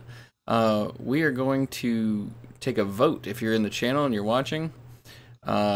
Exclamation point vote, and you can either do 0, 1, 2, or 3 for the 4 different items that the party has an opportunity to get.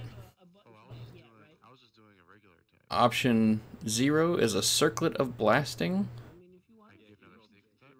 It's for casting Scorch Ray once per day. As the spell, make 3 ranged spell attacks to 120 feet. A Javelin of Lightning. Speak the command word once per day and hurl this javelin as a bolt of lightning. Make a ranged attack on target within 120 feet. On hit, the target takes the javelin damage of plus 46 lightning. Number 3 is the immovable rod. It's actually my favorite of the ones, but a flat iron rod that has a button on one end. You can use it as an action to press the button, which causes the rod to become magically fixed in place, defying gravity. The rod can hold up to 3,000 pounds. And the last option is Bracers of Archery. An Archer's Wet Dream, you gain +2 bonus to attack and damage rolls on ranged attacks made with any bows and all bows. So if you have any strong opinions on that, do exclamation point and vote. And I will link the poll options again in chat.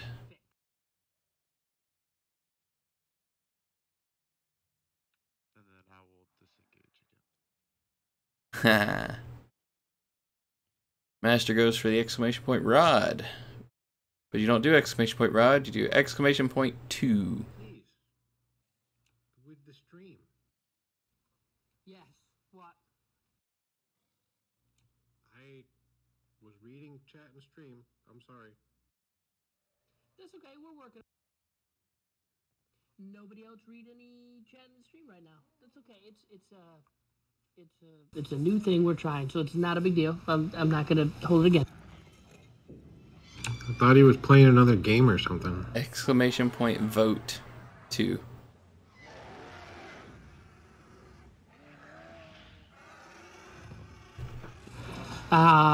Thank you, Ivy Master, for voting. I can't imagine I know why he made his selection. Right? He's a big fan. He's a big fan of that one. So we are going to move on to the dwarf, the mighty dwarf. Schwingier, you need a spiritual shillelagh, and then you wouldn't fail, ever. Ever. Pay no attention to the man behind the curtain. Make your swing thing. There you go. 24. Hey, there's a connection. And I don't add my mod to it, right? No, not for that Damage. stuff. Because it's not broken enough. 6. It's pretty shitty damage right there, brah. Thanks. Thanks for the play-by-play. You're welcome. And I want that Why you making dragon. I want that dragon to make a dex save of 16. Ooh, okay. For what? As you wish, Okay, just checking. dearest. I would like to move around the dragon. Opposite of Roger. So I or not, I'm going to take a claw. Oh, just hits. Oh, look, now I'm making connections. 12 damage. Hippie, yippee, yip. So, when we started this, we decided it would be 2 swings with the main hand, 1 swing with the offhand. Yeah, just to make it easy. But this guy is susceptible to the cold damage that is in my offhand. Can I switch it, or do I have to keep it? No, switch it.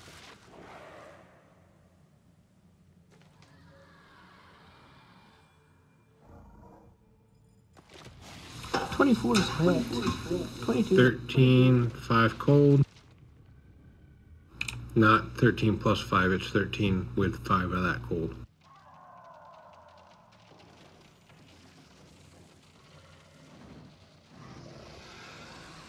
That's 11, 5 of it's cold.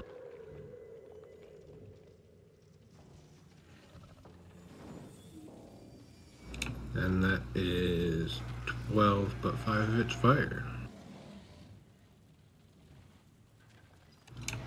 7. But I hit it So 3 times.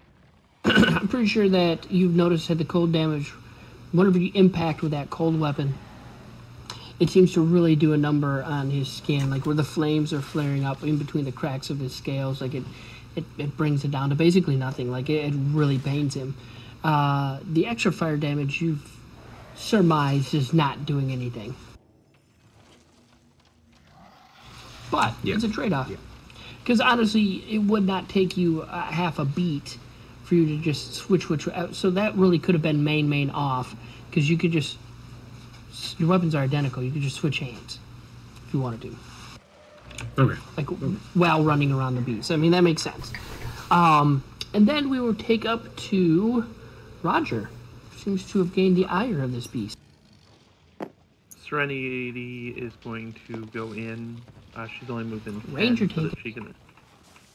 Serenity can attack. Madrath, if you were trying to make a Misses. vote, you need to do exclamation misses. point vote And then and she's 3. going to. You like those since braces she's of already used archery? his attack of opportunity. She's just going to walk over. And then as Roger, I am going to. I know you don't have to disengage, but that's what I would do.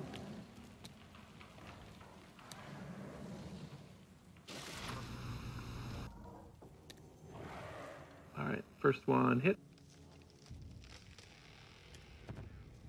He takes 15 damage from the first attack. And the second one hit. And he takes 13 from that, so 28.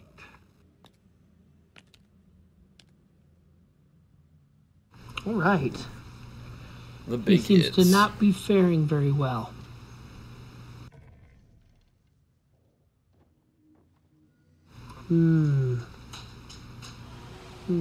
Everybody's all spread out.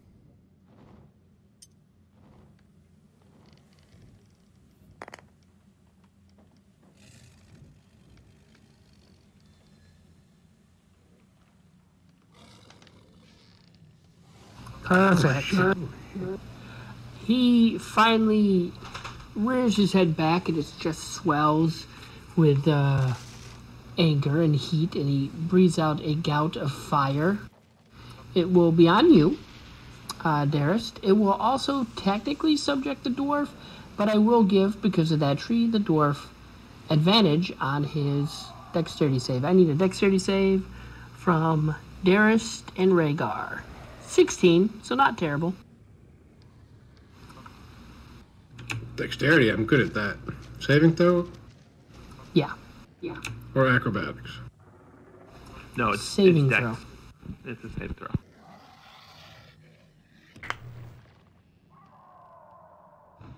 Oh no. You were just poking out at the wrong time.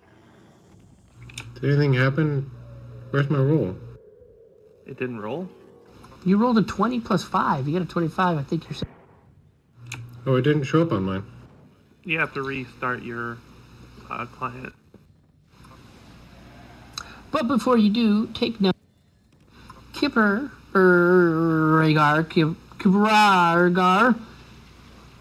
that guy, takes 35 fire. And, Darius, you'll take half of that. So what? 15, 16, 17. 17 fire. I'm assuming the tree's gone. Oh. It's not gone, but a lot of it's gone, and it's on fire.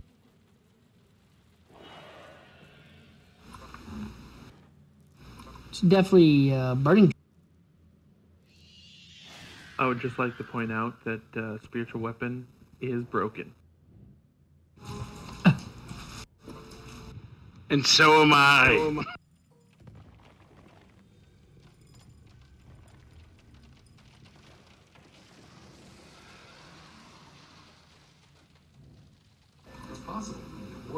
So we'll give Darius a moment to get back in. But Blinky, you can tell me what you would.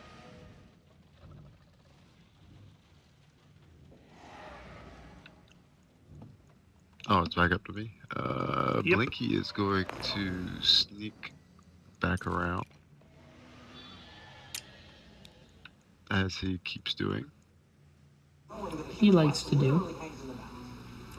This beast might turn around on you next. And he's going to go for his heel again.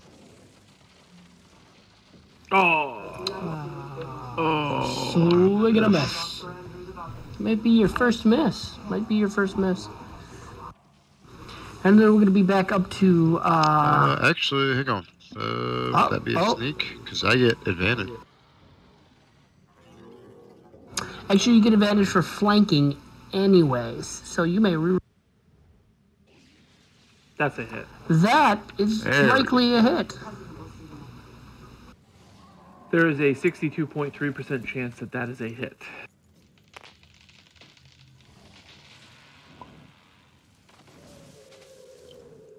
For 12. And would that count as a sneak or no? Oh yeah, if you hit a creature that can be critted, and you had advantage on the attack, for any reason, or an ally is also engaged in that creature within 5 feet, you can use it as a sneak attack. Yep. So pretty much just when Josh starts throwing constructs at us, you won't be able to crit that or sneak attack them. So a total of 25. Okay. Club And I'll Frog. use my bonus action to move off.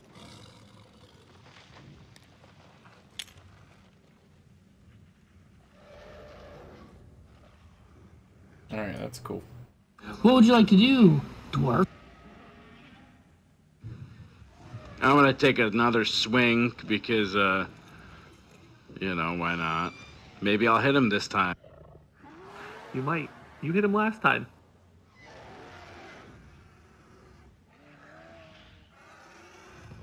Yay, you hit him again. You have hit him. You have hit him. No, that's some damage. Oh! And you have slain him. No. Whoa! Spiritual weapon isn't broken or anything. No, not at all. Take that, you flame fuck. NSFW channel. Morning. Can you animate him to right-click and die?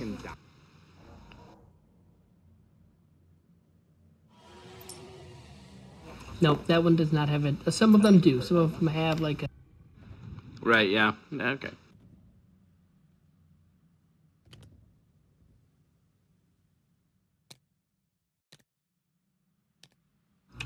Wonder what dragon blood tastes like. Tries them. You I don't wouldn't do that. think that this guy's filled with blood. He's filled with fire. It would hurt a lot. How's You my do beard think- look, guys? He's more of an elemental. You do get the impression that this drake or dragon, because it looked like a chromatic, could have been a chromatic dragon. At first glance, many of you probably thought it was a black dragon.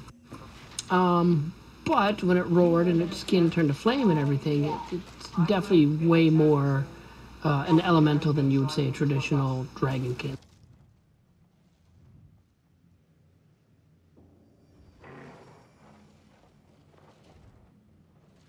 There it is.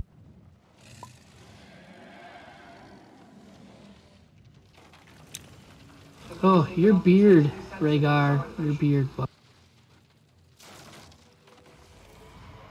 How's it look? How's my hair? Great. It looks great. You're fine. Okay, phew, I was worried that it made me look all a mess. As there's a little piece that you're snuffing out. You're going bald. Alright, so we can put up a timer if you would like to, Keyleth, because I think we'll do a bio, and during that time I'm going to prep a little bit of loot stuff so that people don't have to necessarily watch that. Yay, bio.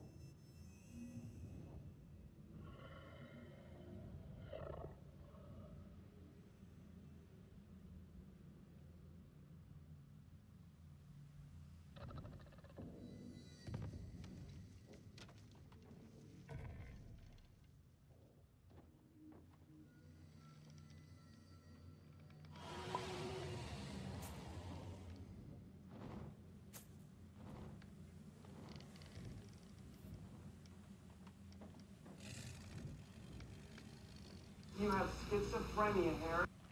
You have chlamydia as well.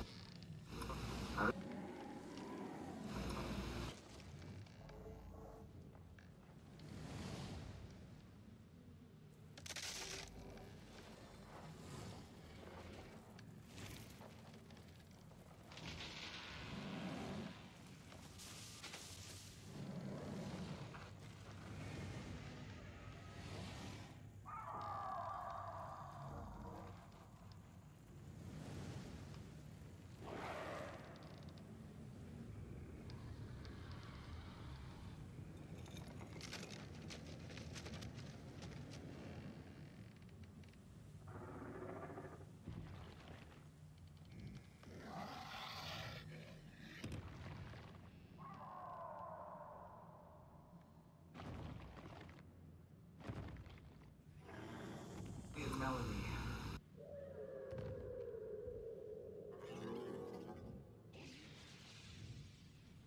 Vanity Project.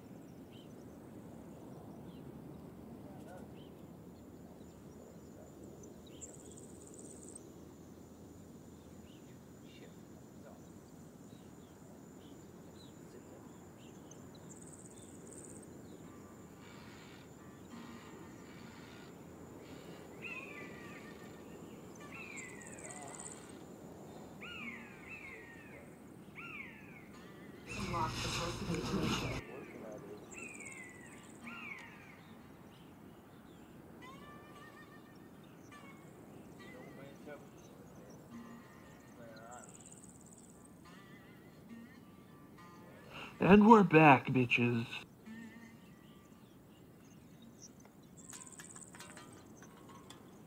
Alright, so I believe the only person not here is Darist.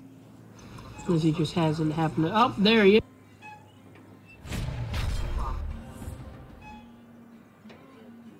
Darist.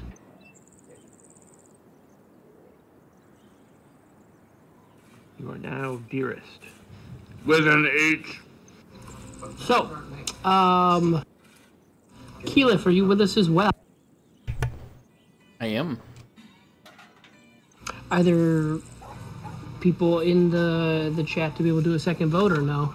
Not besides us. There might be a hand, like one or two. Okay, you want to put up that second vote if you guys want to not watch the thing? Yep, that's fine. Darist.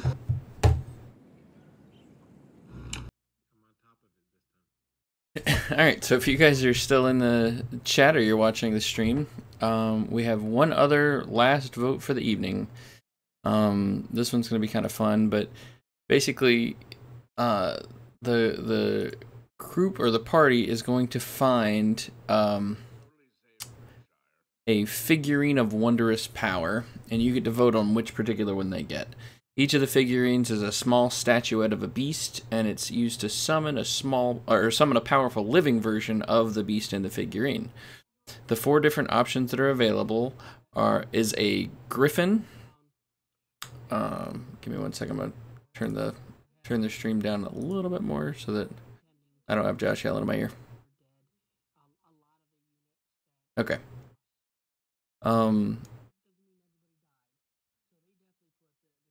So the options that we have available, give me 1 second, are for a bronze griffin. It's a statuette of a griffin, can become a griffin for up to 6 hours, and once it's been used, it can't be used again until 5 days have passed.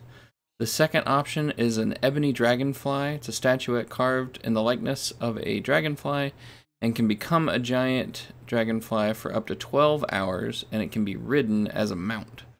Once it's been used, it can't be used again until 2 days have passed. So very short reuse duration. Option 3, I know is a favorite of one of the players, but golden statuettes of lions that are always created in pairs. You can use one figurine or both simultaneously, and each can become a lion for up to 1 hour. Once the lion's been used, it can't be used again for 7 days. And the last option is a marble elephant. The marble statuette is about 4 inches high and long, and it becomes a full-size elephant for up to 24 hours. So it's the longest use of all of them. But once it's been used, it can't be used again for 7 days. So give me just a minute. I'm going to put the poll up for that if you want to vote. It's !vote. And then you get to put in vote 0, vote 1, vote 2, vote 3 for either the griffin, the dragonfly, the lions, or the elephant.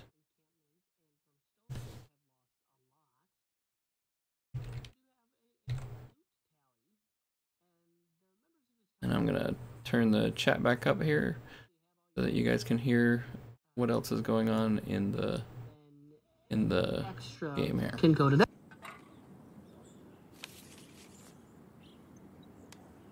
Sounds good. So the major items will go to you guys. But, real quick, there's a lot of basic stuff, and if you guys want any of this, you may have it. But there's leather, short swords, long swords, short bows, long bows, all those items. And there is +1 leathers, +1 short swords, short bows, long bows, spears, great axes, and scale mail. So if that improves anything on anybody, let me know so that we may generate a card for it now. And you guys may have upgraded whatever you would have. If not, that surplus is not stuff for you guys to keep to be sold. Will go to the town for the town's defense.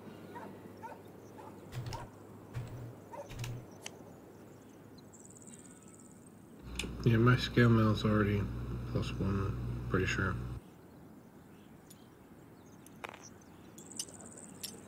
Alrighty, so we've started the My sword +1? vote. Have to be. If you feel I don't strongly, know that they exclamation point vote for either the Blinky griffin, is the dragonfly, eyeballing the lions, one or of the the, elephant. See which wondrous short bow, statuette, +1 wondrous short bow. figurine of power.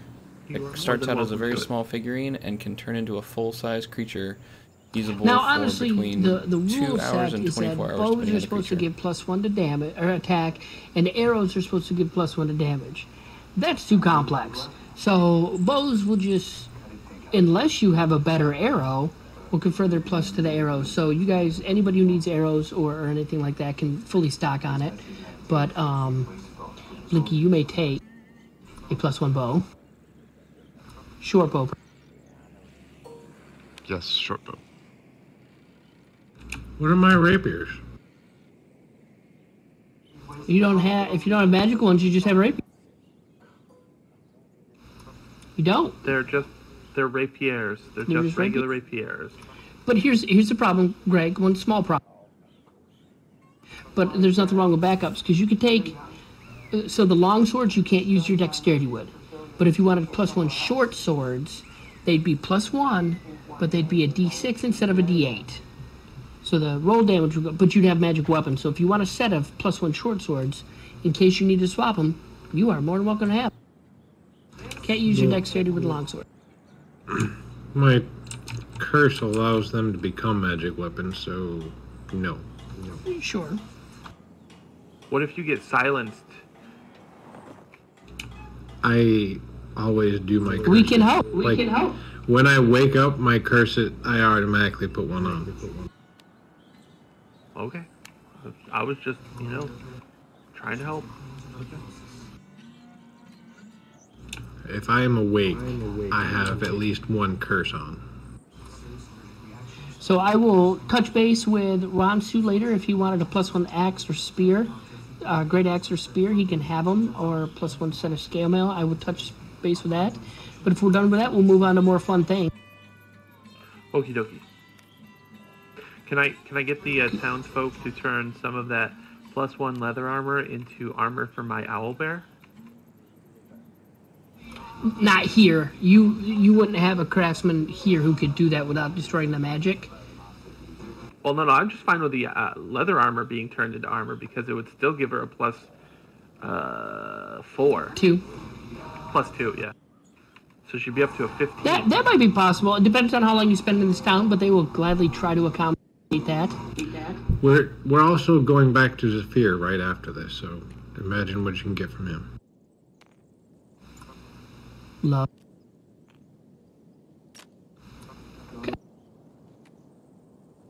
More notably, on that sorcerer who turned into a dragon, there were bracers of defense. He had a searing blade, which is a +1 scimitar, but it also deals an extra 1d6 fire damage, and adds a +1 spell attack to fire spells. The pole won you guys an immovable rod. I believe that would be Ivy Mister's one of his personal favorites after I gave him one in a different camp. Yeah, just And run your the same coin thing. cut. Screw that guy who picked the rod. There were better items. Were there? There had to have been. The immovable rod is not that great of an item. Immovable rod. I think is the OP immovable as rod hell. is. I think that rod is awesome. And currently being voted on is one of these.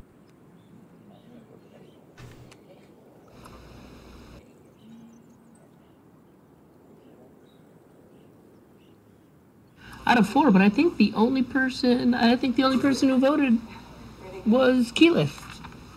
So There was a javelin of lightning. Yeah! Of course, there were better items. He picked an immovable rod. I'm Utility so over sad damage. now. So I am also going to put a lot of these things, since I might as well go into this. I don't know how many people are actually watching this at this point, but these items I have in different categories, common, uncommon, so on and so forth. At least my opinion of them, which is pretty close to the real rating on them.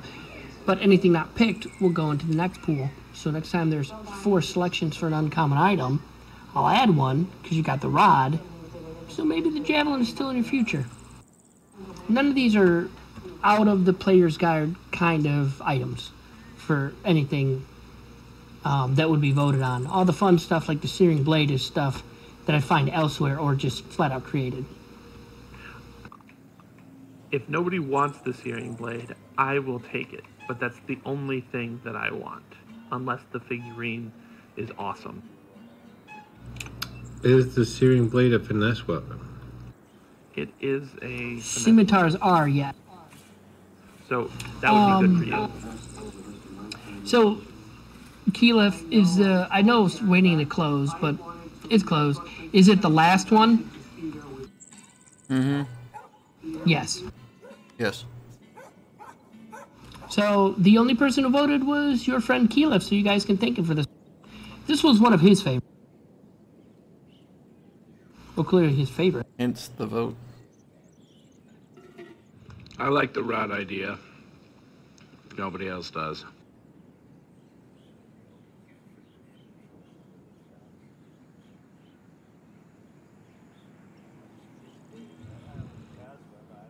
We had I mean, I already Dana have and I had a Wonders very figurine. Dana and I had a very philosophical conversation about this particular item where like I don't have an elephant though. could you does it actually hold space? So if you hold onto it long enough, does the world fly off the without you? Elephant is cool. I would have picked the lions. There was a set of lions. There's the ebony fly, and well, Jordan would have voted for number 1, What was number 1? Griffin. bronze griffin. Oh, you sons of bitches!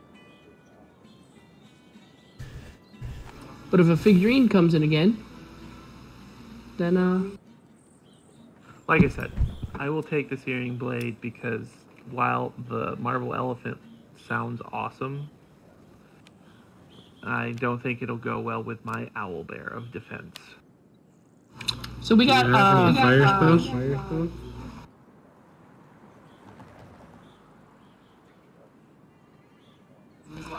take your figure like you would for combat and put it on the card you want the most. I'm gonna start. Well, if you're gonna take, you can take the Searing Blade, Greg. That's fine. I'll put mine on something else. I was just My it works my better. rapier is a searing blade. There's no reason to get it. Unless it would do +6 on top of my +6. That's for you to ask your DM. Because without your curse on it, the Searing Blade is going to do 1d6 plus 1d6. So it's going to do 2d6. If your curse can be added to it, that would be 3d6 versus 1d8 and 1d6. So you're always going to get more damage from it as long as you can put your curse on the Searing Blade.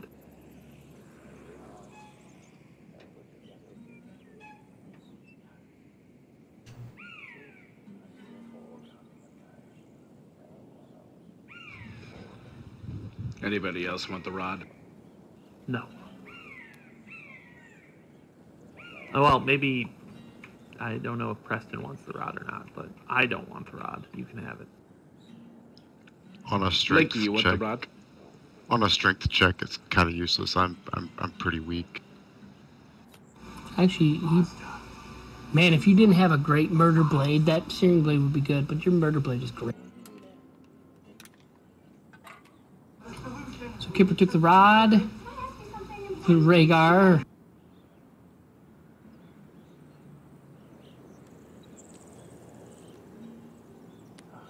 I'm going to put mine on the elephant just because I don't want either of the other things. You can have the blade. I won't fight you for it. No. Are you sure? Because Yeah. I'm not going to be in melee range much, so it's going to sit in its sheath.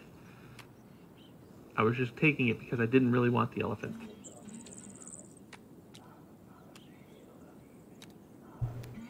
Alright, well, I'm going to take the Searing Blade then. So we're gonna do one extra little thing. Keyleth, if you go back to the list of items to be voted on, not the figures, but the other list, you were the only one who voted. Well, you and Dana, some guy named Dana, I don't know him. Do you want to pick one of the other ones? It's your choice. I'll put it on the table, then everybody gets some. I'm feeling nice. If it was me, I would again utility over item, but is the bag still available? Do you guys have a bag of holding, right? I have a bag of holding, yes I do. But a second bag would not hurt us in any way, shape, or form. Because as it stands, you can only put 250 pounds into a bag of holding as well. Well, Remember that. And this one, he's got a 500-pound.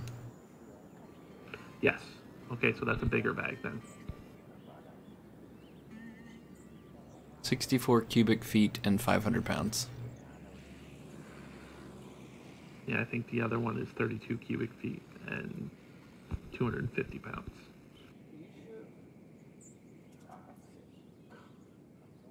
I mean, if we're going to discuss it, what are the other items?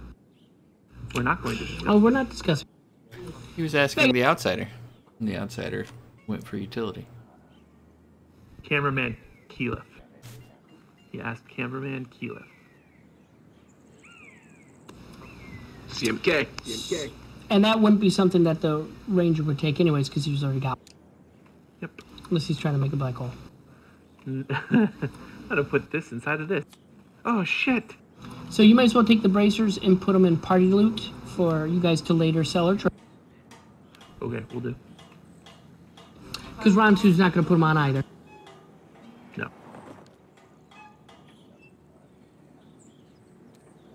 So now it's up to you two, Darist and Blinky, on what you guys would want. Both of you could benefit from either of those. I think Blinky should get the giant elephant because a tiny gnome on a giant elephant just is amazing. That would be awesome. Especially for all your stealth I'm checks. fine with that. I want to see the scene As where long as the it. elephant is included in my stealth check, sure. I want to see it where you have it and like you're in combat and then you like click it or turn it on while you're like just holding it between your legs.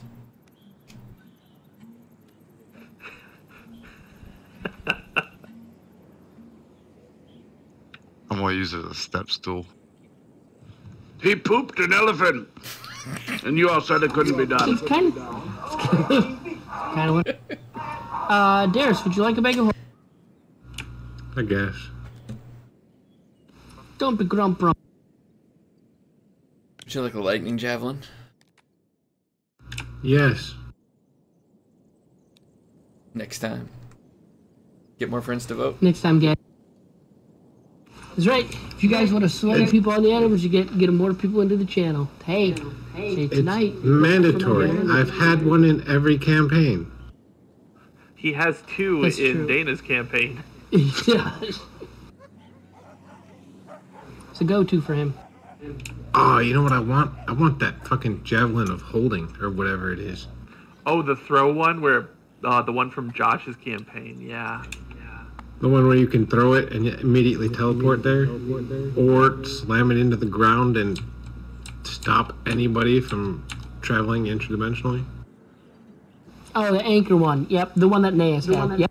Yep. That one was badass. I don't know if our wonderful dwarf would like you using in the anchor portion of that because he likes to dip in and out. Yeah, but it's usually not tell. You let me be me. Are you clearing the board? You let him be him. I'm starting to. I want to keep all these tiles though, because I want.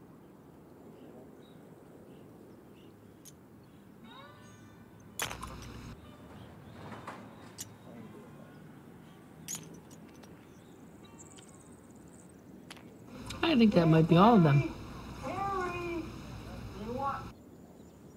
All of what? So, the tiles, I wanted the tiles. So now that Brickshire has been saved, I had 3 of them what over there. sort of conversation do you want to have with the Blue Goblin? I am going to meander over there and have a nice long chat with them in Goblin, mainly so that the people of Brickshire, for the most part, don't understand if they're milling about. They can't. They probably would be milling about unless you ask them not to. They would respect that. What am I gonna say? Hey, can you guys go do something else? Like, I don't know, bury some dead and whatnot? They go to do that. I will just stand next to him or in the general area, and then I'll leave anyways. Valid point. There's If some you- truth to that. Yeah. Alright, so I sit down across from the 3 blue goblins and I start talking in Goblin, of course, just because it's safer that way. And I just say, hopefully you weren't mistreated too much while we were fighting that crazy dragon thing. Rutherford shrugs. I'm not dead. That is a positive. You are not dead. And we followed along as the leaders of this battle, but we also are fully aware of the warning that you received and were able to delay, because we would have been here a full day sooner. Then I am extremely. But I'm also not going to give this waiting. immense army notification of our betrayal, so I am sorry for your loss of lives. But I wasn't going to sacrifice me or my brothers. When he for says that. I When he love says the that, soundtrack. I scoff a little bit at the loss of life comment because I really don't care about humans and elves and whatnot either. So I'm just like, whatever, bruh. I'm just trying to help Zephyr out. He gave me a second chance at life type thing, so. That's true. But I tell him that we have a small issue. We do still want to take them to Zephyr, but there is still the other giant goblin army milling about around here. Absolutely. Any information any- that you could give to us about that would be amazing. Well, I presume that you got the map from Hunbrun. Yes. Yes. We know his name. Can you tell me his name? It started with an S and a C.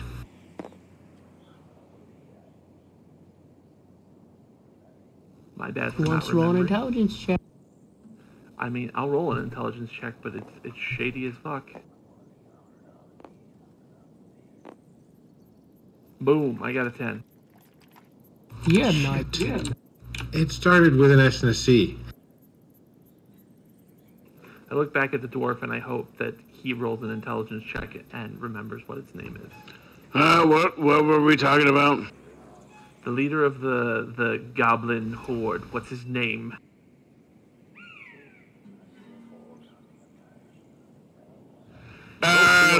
Skippy, Scarfy.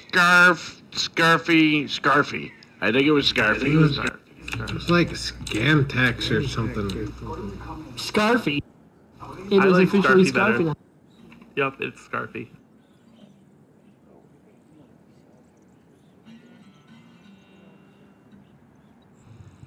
Scabby Scarf. Scantron. It was Scantron.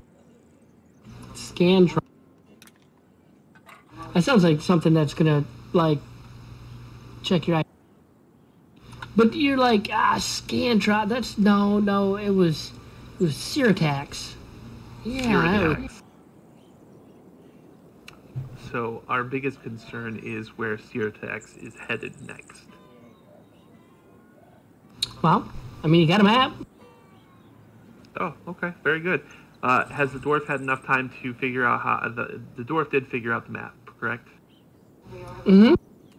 Okay, so dwarf, why don't you pull out that map and tell us where he's at? It's also a day behind them. Yes, but we know which direction he's traveling in, so that's always a positive. So, roll me a wisdom check.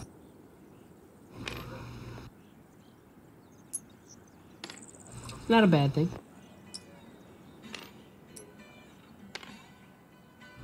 For who? Rhaegar? For Rhaegar, he's the one reading.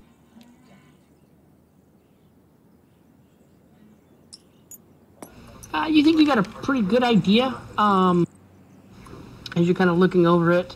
A big cloud that is that other massive army seems to be turning up to the northwest. Maybe it's headed this way.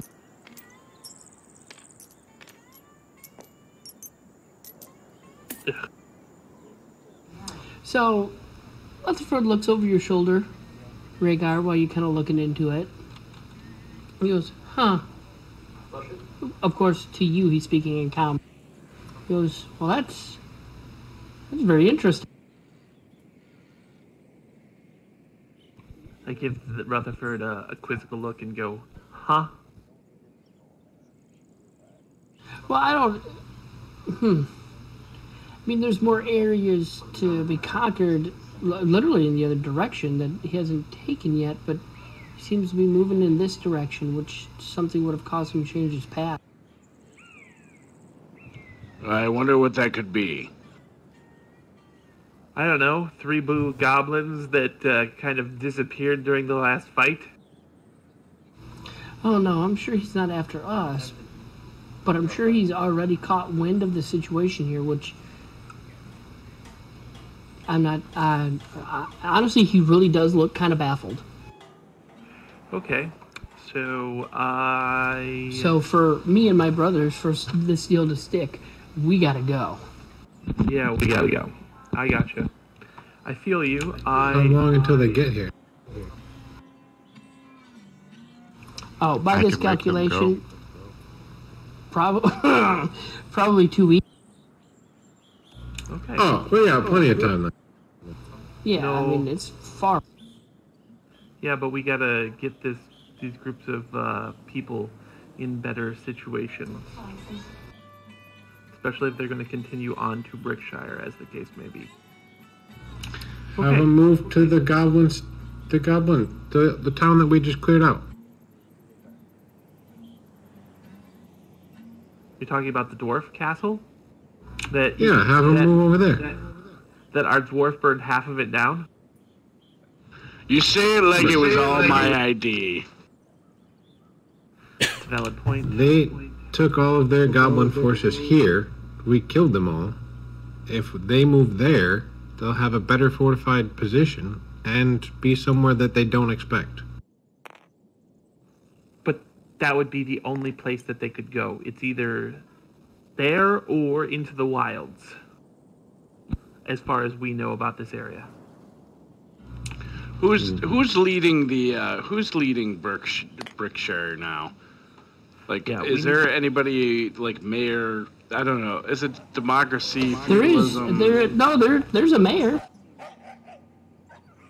We need to chat with him. Okay, so they summon the a short, fairly small human, but short, middle-aged, balding human comes up and goes, I am Mayor Carnes. Oh my god!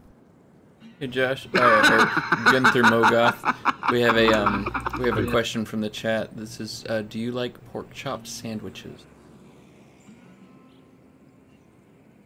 Yes, I love pork chop sandwiches. Okay, back to the conversation at hand, Mayor Carnes. It's nice to meet you. There's a small issue, and I'm going to point him at... What? Is it really Mayor Carnes? He's just... That's his name. This mayor, his name is Mayor Carnes. Okay, back to the conversation at hand. Stab him in the face on principle. You can't. It's not right. Mayor Carnes, there's a small issue. A larger goblin force is headed this way, and they will be here in just over... Holy cow, like bigger than that? Yes.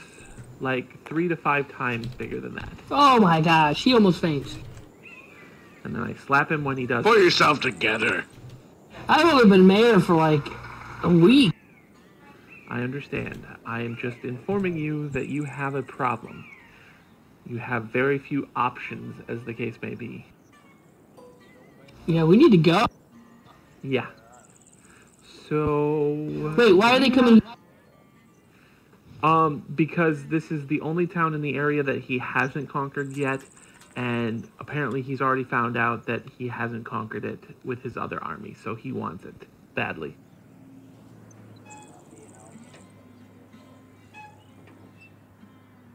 That's crazy. Well, what are you guys gonna do about it? It's completely crazy. We are going to head back to the coast and flag down a ship and get out of here. Wait, you guys are gonna leave? No, you can't do that. I most certainly can. Well, if you guys leave, who's gonna help us? Well, you're basically throwing us. We're all gonna like. He's having a panic attack. All right, this is where I look at the dwarf and I tell him to slap him. You slap him. Well, he's your height. I'll slap him. I walk up and I punch him in the nuts. Oh, Jesus. So this little middle-aged man just got checked in his sack. by the little tiny assassin little guy. gnome. Yep. I didn't You guys stab are- him. I only punched him. You guys are not being real heroic right now. He We have falls a small over. A lot problem. of the people in the tower are kind of mumbling, and they're like, "Why do these guys even save us if they're gonna like?" It's the What the crowd hell is- are you all doing? Like, what the hell are you? Seriously, we're the heroes of this town, and all of a sudden you're getting cocky. Have you lost your souls? Is this too much for you? Too much strain? Too much stress? Are you a bunch of pussies? Well, pull yourselves together and act like the heroes you are. I pick 'em up. Okay. Listen, I don't have a good idea of how to get out of this, but maybe you can take these spears, dig pits, booby trap the hell out of them, and take out as many as you can and give yourselves a fighting chance. Yeah, you got about 2 weeks, minus 1 day, so 13 days. Nobody liked my plan of the dwarven town, huh? I don't think the dwarven town is a good idea. That's not off the table. That's absolutely not off the table. One of the things that I think will be kind of important for, now that I'm getting into it, the role playing was brought up to me by Keelof, because right now the only thing on that screen is a big flapping dragon, and it is beautiful, but I will try to work on by next week or the week after, because it might be quite the endeavor, a way of, during conversations, showing who's talking. Gotcha. Which, on that note, I'm going to impromptu give everybody a little tiny piece of homework for this week. And I don't care what it is, whether you draw it or you find it online, give me, and it doesn't have to be, it won't be a figure, but get me a piece of art that you think looks like your character. Cool. Google is your friend. Google is my You favorite. already got could be mine. Oh, the one that's actually your image tag? Your image tag? That's my character. I'm good with that. That'll work. So that we can, as people are kind of role-playing and going into it, because there's nothing exciting to watch right now, but at least if I had something that was a role-play board and it showed people who was discussing at the time, then that would probably be better. But we'll continue on. I think that's a good idea. So at that point, Rutherford steps in and he goes, well, and I changed my mind. He speaks in Goblin to you, Roger. He says, Okay.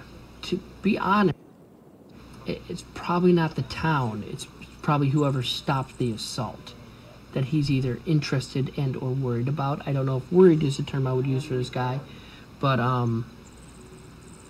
he's I probably look at the coming dwarf. after you. But No, I look at, before he says that, go ahead. I look at Rhaegar and I say, he's after Birdsheet. Where is Birdsheet? Of course he's after Birdsheet. So you asked that, Darist, and right behind you that you didn't notice. I'm here. I've been listening the whole time. Well, where the hell have you been? You bailed on us for combat, and all of a sudden you pop up when you're unnecessary now. I am so sorry, Master. He falls down groveling to you. Oh, stop it! It was a joke. I was following the people that ran from the back of the army. No, you did fine. I'm just picking on you, but we need to figure something out. So, what if we, I actually don't know. I mean, when you guys were killing a bunch of things, some of the stragglers ran off, and I followed them, and a bunch of them kind of got together and got. So when you guys showed up and you got into combat and you let those horses go, some of the goblins found those horses and they were riding hard, like away, like down that. When he points, he doesn't have direction very well, but he kind of points what would look like the southeast, back towards where that army is. I see. So they've been informed. Good work, Birdsheet. I don't think they rode I think you guys said it would take them 4 months to get here. I don't think they rode that fast. That'll take at least another day or two, right? I love his time. His time. Yeah, I think you'll get time. You'll get time eventually. Oh, well, I don't think they're there yet. I think, right? What did the blue guy just say? What did the blue guy say? He said that he believes that they're after someone important that may have caused this battle to not go the way that Skrillex wanted it to go. Skrillex. Of course, Josh, I have to say that because my guy wouldn't know. He's usually like, I don't know. I love it. Let's go with Skrillex. Skrillex? So is there any way that we could, without knowing the actual direction, I think, is the big mob north of us now? No, there's No, it's headed. It's southeast. It's southeast of us. Not that it exactly matters, but what if we were to create a diversion and give the townsfolk more time to prepare? What kind of And then diversion we are come talking back about? after we've dealt with Zafir, and we come back and we help everyone out. Because we gotta take down Scabby Scarf. Yeah, we gotta take Skrillex. Skrillex down. Skrillex, Scabby. So I Scarf turned to gotta the be taken mayor. down. Yeah, so I turned to the mayor and go, "Oh, we'll be back. Don't you worry about us. We'll be back to help you. But in the meantime, you must prepare." This is where Okay. you can pipe in Greg and talk about the Dwarven Citadel thingy. Yeah, that. So Mayor Carnes listens, and Rutherford is kind of peeking in the whole time, and he seems to be kind of sliding you information in Goblin, Roger, every couple minutes, just talking about, well, if they could get to that stronghold, his last information would have him coming here. If you found this empty town, that could probably help. But I guess it depends on how quick you can get back here. At this point, you guys can't face that army, even with all these people helping you. I mean, unless you cut off the head of the snake, you're out looking for armies to join. Yeah. I hear you loud and clear, Rutherford. I look at Mayor Carnes and I start to talk to him, and hopefully the dwarves that came from the city, I tell them that, hey, that your castle/town is empty again, and it's easier to be it's easier defense than this town. There's probably truth to that. It may be wise for you to pack up your shit and get moving, because that'll give you a couple of extra days to defend. Plus, it's made out of stone versus the wooden fence post you guys put up. So if there's any more fires, at least they can't get through the stone. Just a thought.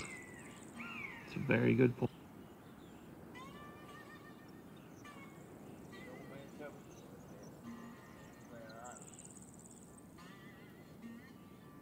So even though this is more modern day Ravenloft, the continent is the same. A lot of the area that you're in right now, if you look at Arkovia, is paradise, or what paradise will turn into someday.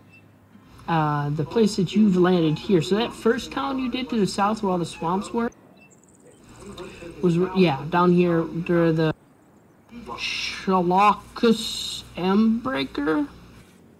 But you're more up the coast now on Mordenheim would someday. And if you're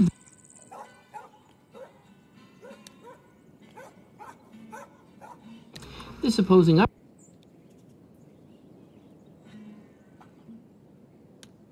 would be down around like that place. About a week and a half to 2 weeks to get to you.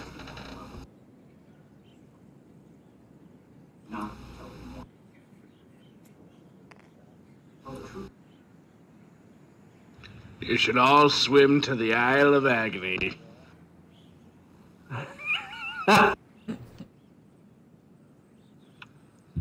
Sounds amazing. Yeah, again, It's really not that bad. It's just, it's more of a false advertising.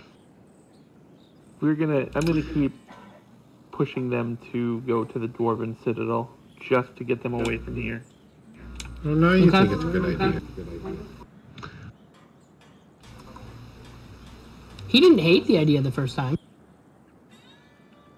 Where just don't exactly is think the that they can- Dwarven Citadel? It took you about, what, a week to get... Yeah, took us about a week, like 3.5 4 days days. hard riding. So Yeah, maybe closer to fall. 4.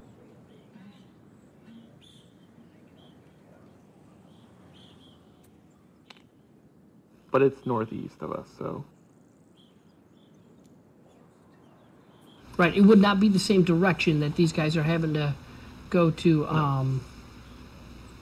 that this seems to be coming from. yeah. Again, like I said, talking to Mayor Carnes, I'm gonna be like, hey, brah, you need to get out. You need to get out now.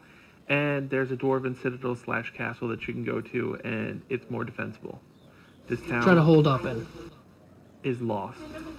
And he, well, let's go with 2 of you.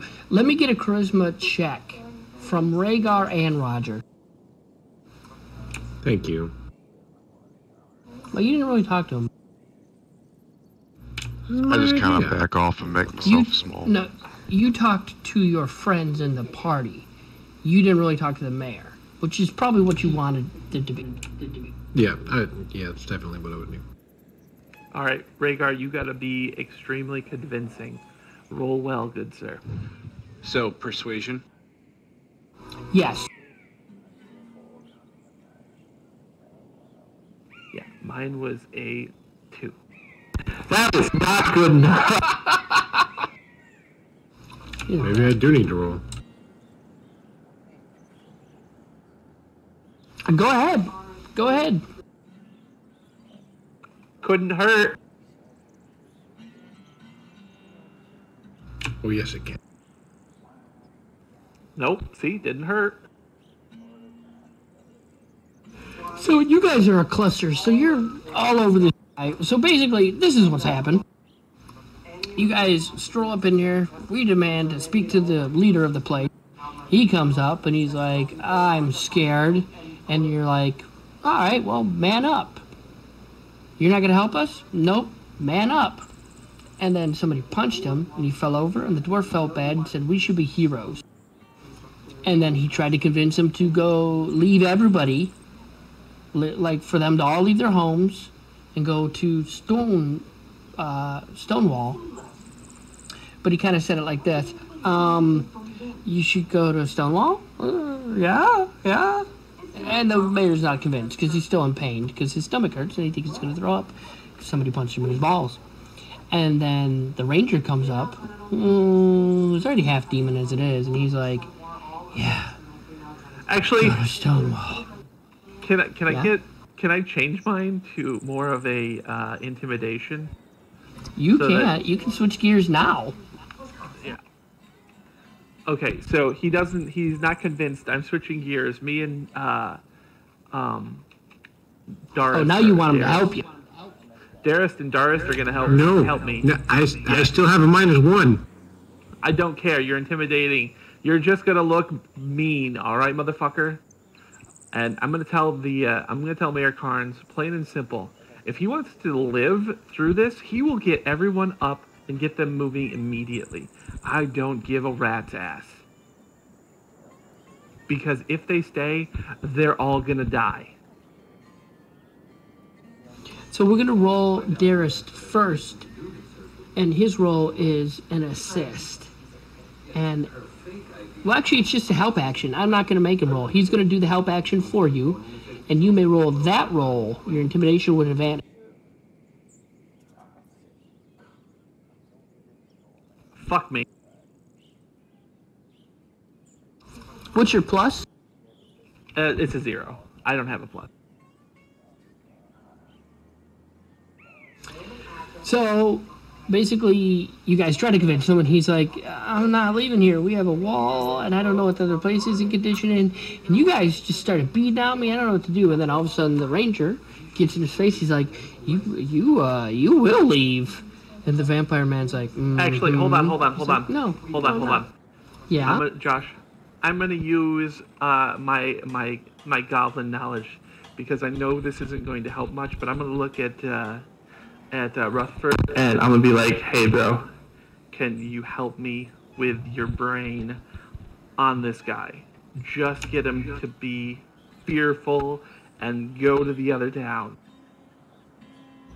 I was on the verge of using coins or just biting him. I also have charm person. So, Rutherford gives one of those like single slow nods, looks over, narrows his eyes a little bit, uses something he used on you guys. Mayor Carnes' save without any adjustments was a 2. So now he's like, okay, I'll do whatever you guys say. Whatever you guys think is best. Just please don't punch me again or whatever. No punching, no nothing. Just get everybody up, get all the supplies, get all your weapons and shit, and get moving towards the stone wall. Now.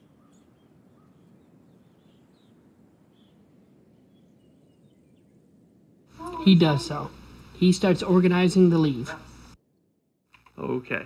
Now I look back at Rutherford and Rank and Ruck, and I'm like, all right, guys, we need to move ass. We need to go fast.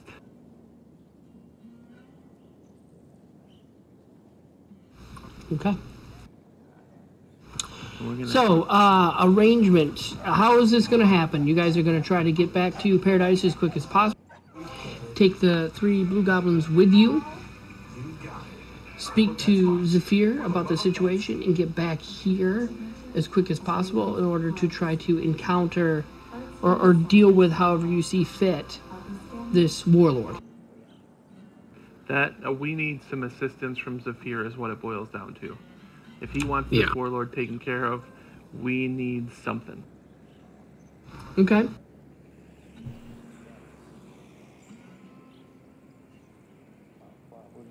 So, the whole town goes into motion.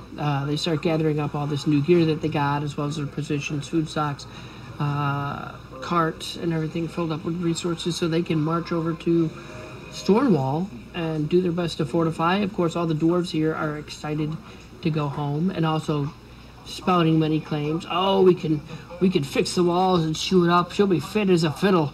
We'll stand an onslaught of a horde 10 times that size, which you know is all, dwarf talk, but it's probably still better than the wooden palisade they have going around this place.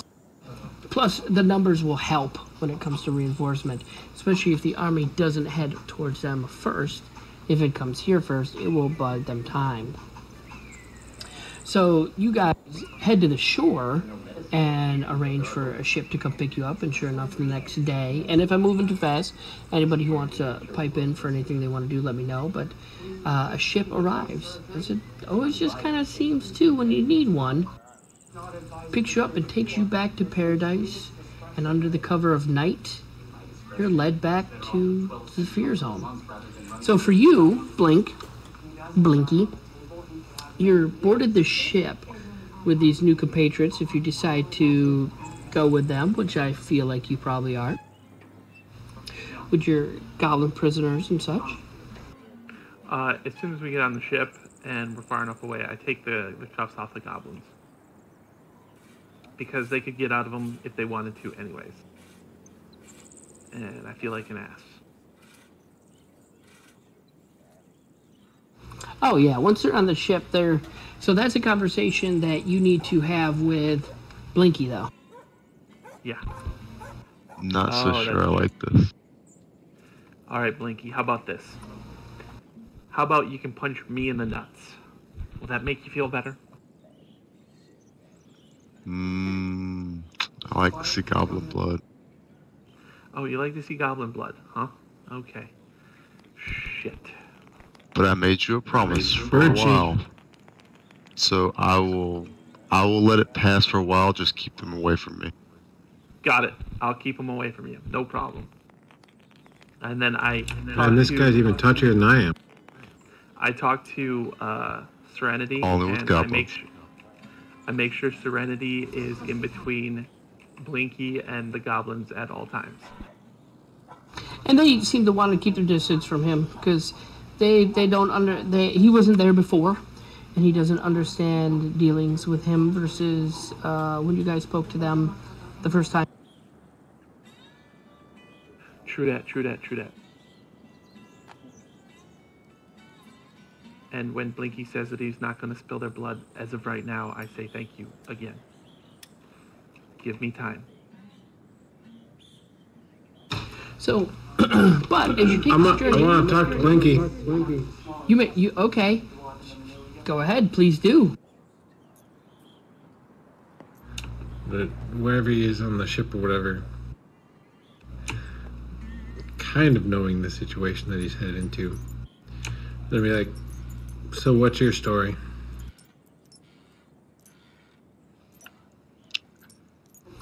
I just been kind of wandering back and forth, and was hanging with the elves for a while when I came upon y'all. But just been killing goblins since they murdered all of my family.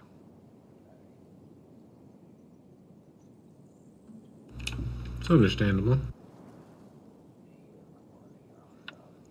So I don't really care for them very much. But everybody else is pretty cool. So I'll hang around as long as we're still going to kill some more goblins. I'd be killing a bunch.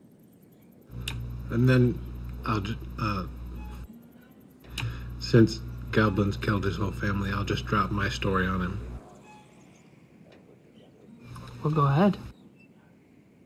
Give the abridged version. Because anybody listening may want to hear that. What was she? She was an Orcan warlock. So, place we're headed to, they have a strange custom where you can volunteer to be an adventurer, and I did so a long time ago. Brood blood. That's why my last name is Brood. And you can join a party. They give you a mission. You go out and do it. That was about 80 or so years ago. It was captured by an orc warlock eventually through different means and kept as a prisoner for the last 80 years. Tortured. You don't even know.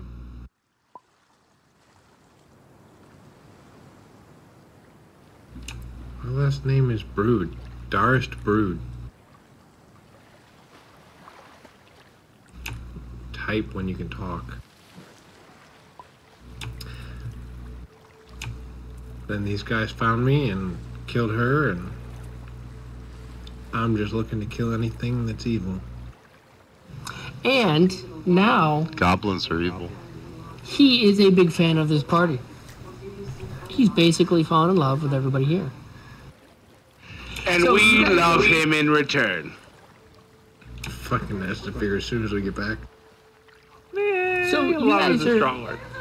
You notice that they lead you under the cover of night to this island, and you're brought into a back entrance near a large mountain, and brought into what looks like just this immense, exquisite manor.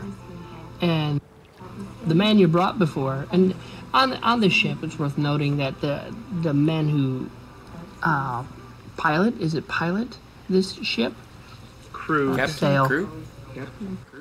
the crew, the Pilot. captain of the ship. Yeah. They're humans, or humanoid, but they don't really talk. They're very cold and impersonal, but they seem like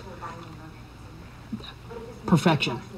Like these men are perfect, chiseled copies of each other with smooth, hairless skin, and they seem alive, but they don't seem almost soulless, but not in a terrifying way. But they all And- look like Nash. They all kind of look like Nas. Yeah, and one of them asked, and they do have penises. And specifically the dwarf ass.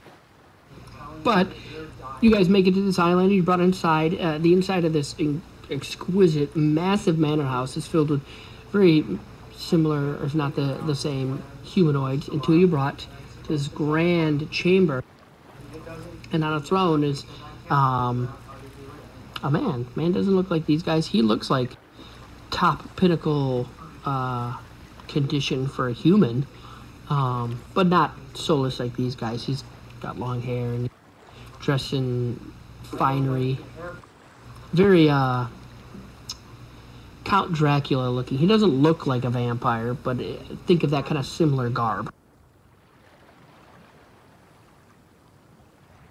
And Zephyr waves at you and says, I do hope you come with news of success. You could not have possibly wiped out the goblin tide that quickly, though you have been gone for a while, and you've definitely surprised me before. What brings you home, adventurer? I walk up and I give him a curt little bow, not a full on, but enough of one to show him respect. And I'm like, hey, brah, we got some people, some goblins that, we got a gnome and we got 3 goblins that would like to meet you. And I introduce Blinky first, of course, just so that he doesn't kill the goblins. And then after I introduce Blinky, I introduce Rutherford, Rank, and Runk. So Zephyr gets up from his throne and he walks over to you, Gnome, and he extends a hand. He goes, I am Zephyr. I am the ruler of this island. Benevolently, I hope. And you are?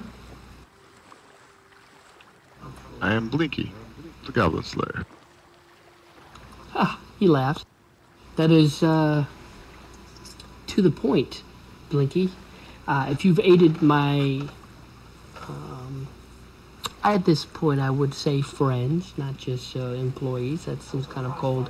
And whatever degree that was, I thank you.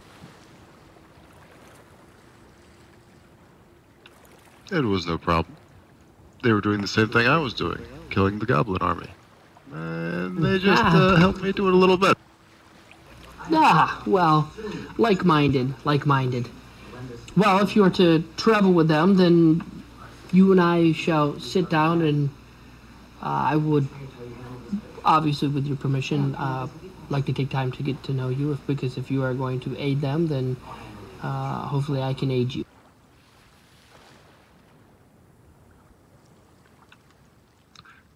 I like mutual agreements.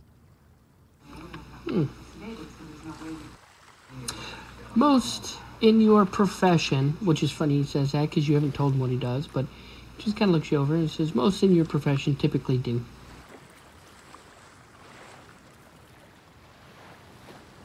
So he nods politely, wrapping that up, and then he moves over to the 3 blue goblins and he goes, that's interesting. I had sent you to take out a goblin tie, and you bring me, I presume, not prisoners, Roger, as they are not bound or gagged and walking about freely, but also clearly not under pretenses to causing harm or attack me. Tell me, adventurers, why have you brought these 3 goblins to me before I address them directly? Well, while on our wonderful adventure to stem and stop the goblin tide, we ran into these 3. And as they put it, they don't enjoy working for and with brain-dead individuals such as the goblin tide. They felt that they were better suited working for somebody of a higher stature, and I allowed them to look at my memories, I guess you would say, and they have aided us twice now in getting rid of some goblins. Not all of the goblins have been slain yet, but some. And this last time they requested to be brought before you so that they could, at a bare minimum, meet you as a whole. He looks over to the goblins and addresses them now. The ranger speaks true. You would rebel against the rest of your kind. And And Rutherford answers directly. The brutes that these adventurers slay are not my kind. Respectfully. We do not think as they do. I do not act as they do. Unless very large, scary ones are watching me do it. But I would prefer to stay away from the ire of the warlord. I have no desire to mindlessly pillage the countryside in the name of my lesser kin. Zephyr seems very pleased with that answer. I will give you refuge here on Paradise for a time, until you're in a better position to serve greater causes. I will keep you from this warlord, and perhaps at some point you will continue to do good deeds in my name, or even rejoin these adventurers, depending on where their paths take them. He kind of waves over a number of guards, but you'll understand for the time being that I will have you in limited quarters until I myself can sit down and speak with you. For you must understand that there's a little bit of distrust that comes along with mystics. And Rutherford's eyes go large. Surprised that he seems to immediately know what they are. But it turns from a look of surprise to a look of respect, and the guards lead off Runk, and Rutherford. You're welcome. You said that to Zephyr, or you said it to the goblins? The goblins. After the goblins exit with the guards, I then bring up the wonderful spirit, no, not spirit, soul, that currently resides in, did you take it, Darist? Nope. Oh. So. No, I believe the dwarf did. Dwarf took it. Whose soul do you have? I have the soul of Hanbran. We, in our travels, we were going through the goblins and killing many of them, and we ran into a gentleman by, and I use the term gentleman extremely loosely, of Hanbran. And he turned out to have a soul. And so we've weakened Skrillex's chain of command, but we currently are having a bit of an issue. I look at the dwarf and I say, pull out the map, please. What's wrong? Blinky, why are you jumping up and down in chat, or is that not on purpose? That was a bad key bind. It's a bad key. So Zephyr comes up and waves his hand over your palm, dwarf, and I feel a little tug, and this kind of wisp kind of floats above the back of your hand, and he kind of waves his hand over. He goes, lesser than the warlord himself, but yes, it seems she's stumbled on something valuable, something that probably will be useful in the coming battle. And he kind of moves his hand away, and you retain the soul. But as per our agreement, of course, I won't take any until you have enough to surplus. Unless there's anything that you do not desire, I will gladly take it off your hands. But for now, I would probably hold on to that. It seems it grants you power against other goblinoids, and I fear that you will face more. And then he turns to look at the map. What makes you say that? Because of what it does. He pats you on the head. He missed the dwarf. So after that, I pipe in again with, take a look at the map, and the goblin horde seems to be bigger than we thought.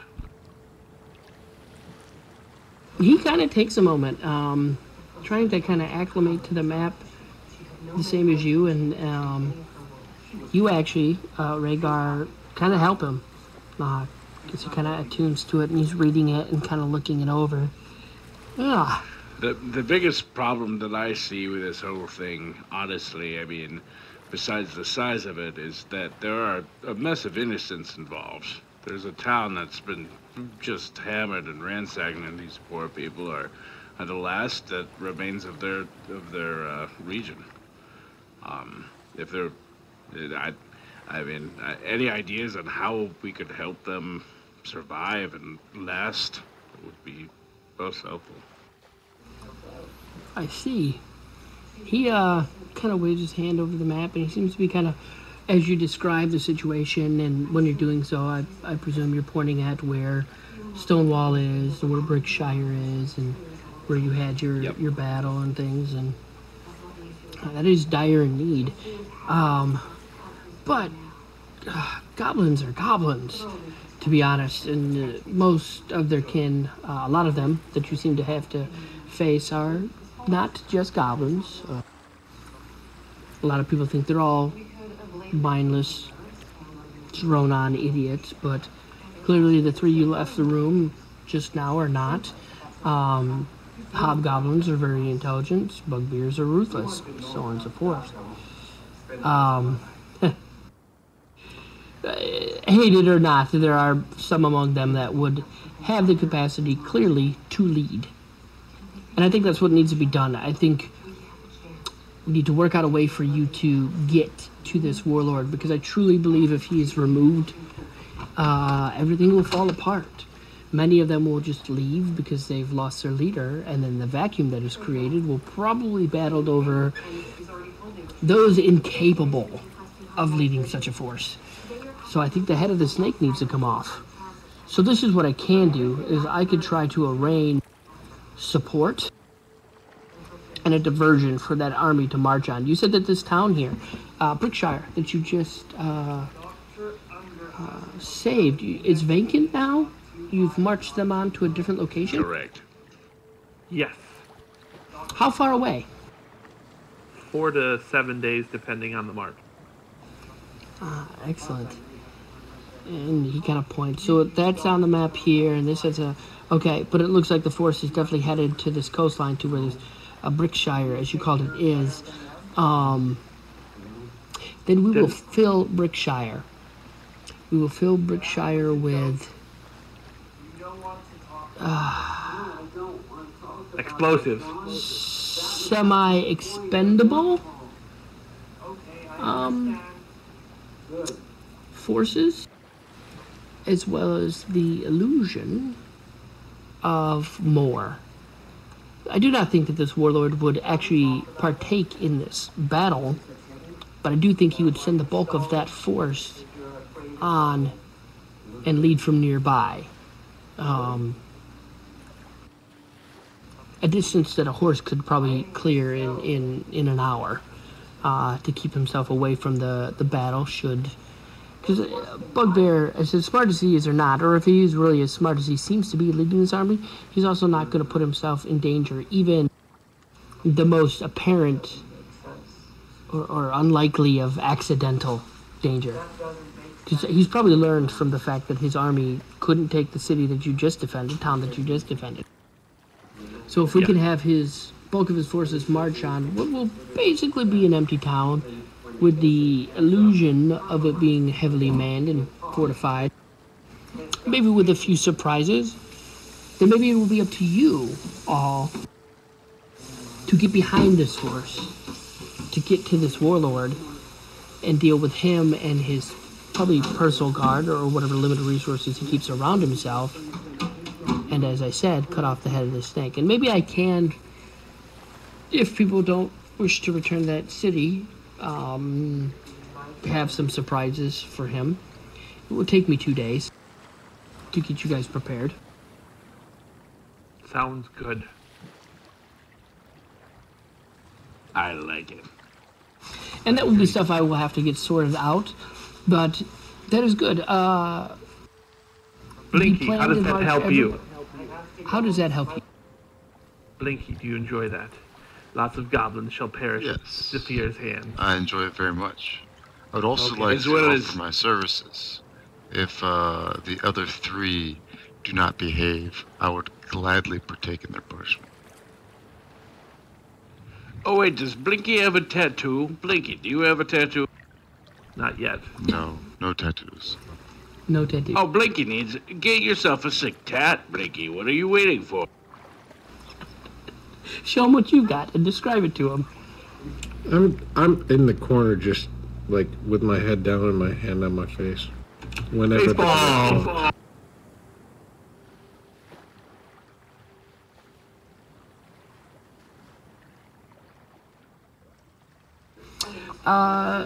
Show him what you've got, Rhaegar.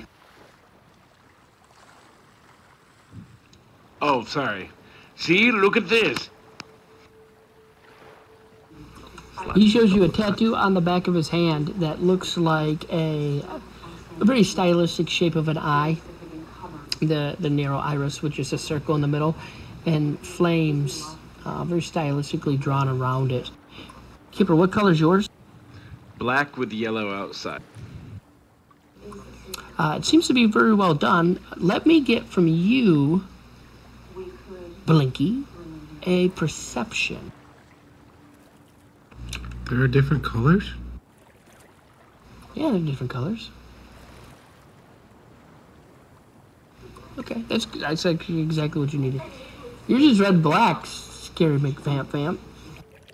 So you notice when he shows you that there's almost like a unnatural, almost magic kind of sheen to it, to where it's drawn mostly in black ink, but a lot of the yellow seems to shimmer or shift a little bit. But you also notice that when Zephyr waved his hand over the dwarf's hand, that white wisp, when they were having all this kind of talk about souls and stuff, seemed to be pulled from that tattoo, or where that tattoo lies. So that is that. You do with that information whatever you want. I roll up my sleeve and show him the tattoo on the inside of my arm at the elbow as well. His matches by design, but I think it's a different color. Yours was possibly green, I think. Green and red. Green and red. The Dragonborn, who was here, freshly recovered from a battle, is blue and silver. And he'll show you his. Oh.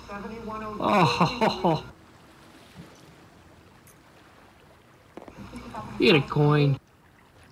What does he So, he said, are you guys all soulmate? say? Zephyr kind of steps in. He goes, I believe I can probably explain most accurately, but I'll give you the short version. No, my father was a bad person, and in all his extensive experimentation, figured out how to extend his life by siphoning off the souls of others. He taught me this as a young age, and I didn't want to be like my father, so I took him down. But I also feel that I can do more good in this world the longer I can stick around, gather power, and fight the forces of evil. So I've chosen to extend my life, but the souls I will consume, if they were worthy, will be from evil, vile, wicked creatures. And I will stay around as long as I can, dispatching of them. And these adventurers I've taught a very limited version of that same trade, because these souls, once acquired, give you extra power. This Goblin Hunbrun clearly makes a dwarf more effective against goblins. The ranger took on the soul of a blue kobold and has granted him resistance to the bolts of lightning, often spit by their kind, like the Dragonborn here. Dragonborn absorbed a soul that gave him the tenacity of an orc. Minor things, but eventually even better. And if you are going to travel with this group, then I will grant you the same ability. It means you're getting a cool tat. You're getting a tat. Get a tat. Get a tat. Do I get to choose where it's located? He usually puts it somewhere on the hand or the arm, only because you have to actually bring the tat near the soul you're harvesting. But there's flexibility. They've all got it on the back of their hand except for Roger has it on the inside of his arm. I don't like Tramp my stamp, hands- tramp stamp, tramp stamp. I don't like my hands being messed with. They are my money maker, as the case may be. Well, considering that I like to sneak attack and I'm very dexterous, I think I'll get it on the forearm, not on my hand. He's good with that. So this week I will shoot you an email as to details of what, because everybody's tattoo is slightly different in what it grants you for having a soul trapped in it either way. But as the party gets better and better ones, they give the extra ones back to Zephyr and it extends his life. Wonder how long Zephyr could survive off of me. 6-7 days tops, man. Your soul's not that What? cool. From your soul? No, I'm immortal. Oh, just because you have extended lifeline, that you may not die from an immortal. He's taken souls from immortal creatures before. They don't last forever. Think of the alchemist stone from like Full Metal Alchemist, or think of Soul Eater.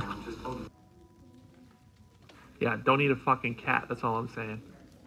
Yeah, don't eat any cats that you thought were a witch. So, we're going to kind of wrap it up there for this evening. It's a little bit earlier than normal, but for next week, I am going to set up what Zephyr is going to help you with when it comes to using Brickshire as a diversion.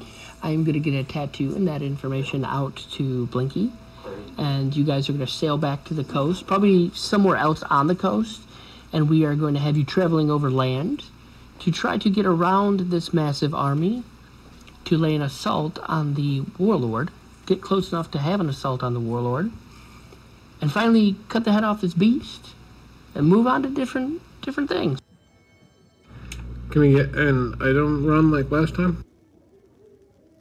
Can you do what now? Can we get an item run like last time? You mean from Zephyr? Yeah. He's you don't get to have like a free magic item every time you come home. I'm not mad at you for asking, but no. Not the free magic item, but like, can we shop while we're here? Or you said it was going to be 2 days, right? Like, can we get stuff? He was talking Possibly. about going to town. And that, Well, he can't go to town because Zephyr No. doesn't want anybody on the island to know you're alive. But could shopping be done for you? Yes. If you guys email me or text me requests and tell me what you are looking for roughly, and what you have for funds, yes, I would love to do that off camera because nobody's gonna want to watch us do that. I will. Jordan, split up the party money. loot. Yep. Yes. Yep, I'm gonna do it right now. Calm down. I didn't mean like the free stuff that you gave Jordan and like the owlbear and shit. I got My fucking owlbear have a is my cloak. companion. My owlbear count is my leadership stuff, dude. Like, I don't get on the leadership stuff. Except for a follower of some kind. Yeah, you got leadership stuff you haven't used yet. Yeah, I don't want anything to do with leadership. Well, that's why you got an Do owlbear. animals. Get a wolf. I Get a don't wolf have that an gives you owlbear. Wait, you got a raven, didn't you? No, that's his item. Got that to start with. Dude, get a fucking You had a wolf that raven gives in you the pack tactics. ziggurat? Get a cigarette? Why would you want a cigarette? That's not a companion. No. I didn't realize he had the bird in the ziggurat. The bird was there from when I was captured. That's from when he was a little boy. Yeah, I've had that raven my entire life. And Kipper got a bird sheet. I will also email you bird sheet, Kipper, this week. Don't let me forget. You let me know if he's going to tag along on the adventure. He could be a valuable asset to the party, but you're also responsible for keeping him alive. Yeah, but I mean, He's gonna sing your praises, bro.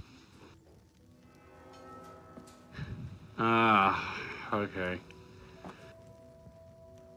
Or What he's sneaky. instrument You can- does he play? He has 3. He can play little war drums. He can play a flute or a lute. Fantastic. But I would get you all Fun that. times.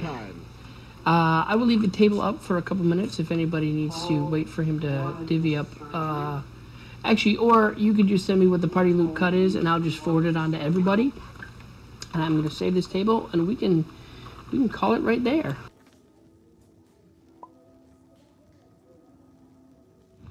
Good show. All right, there it is, Josh. It's in the center. You made the numbers pretty sweet, short and sweet for 5 people. Yeah. Also, if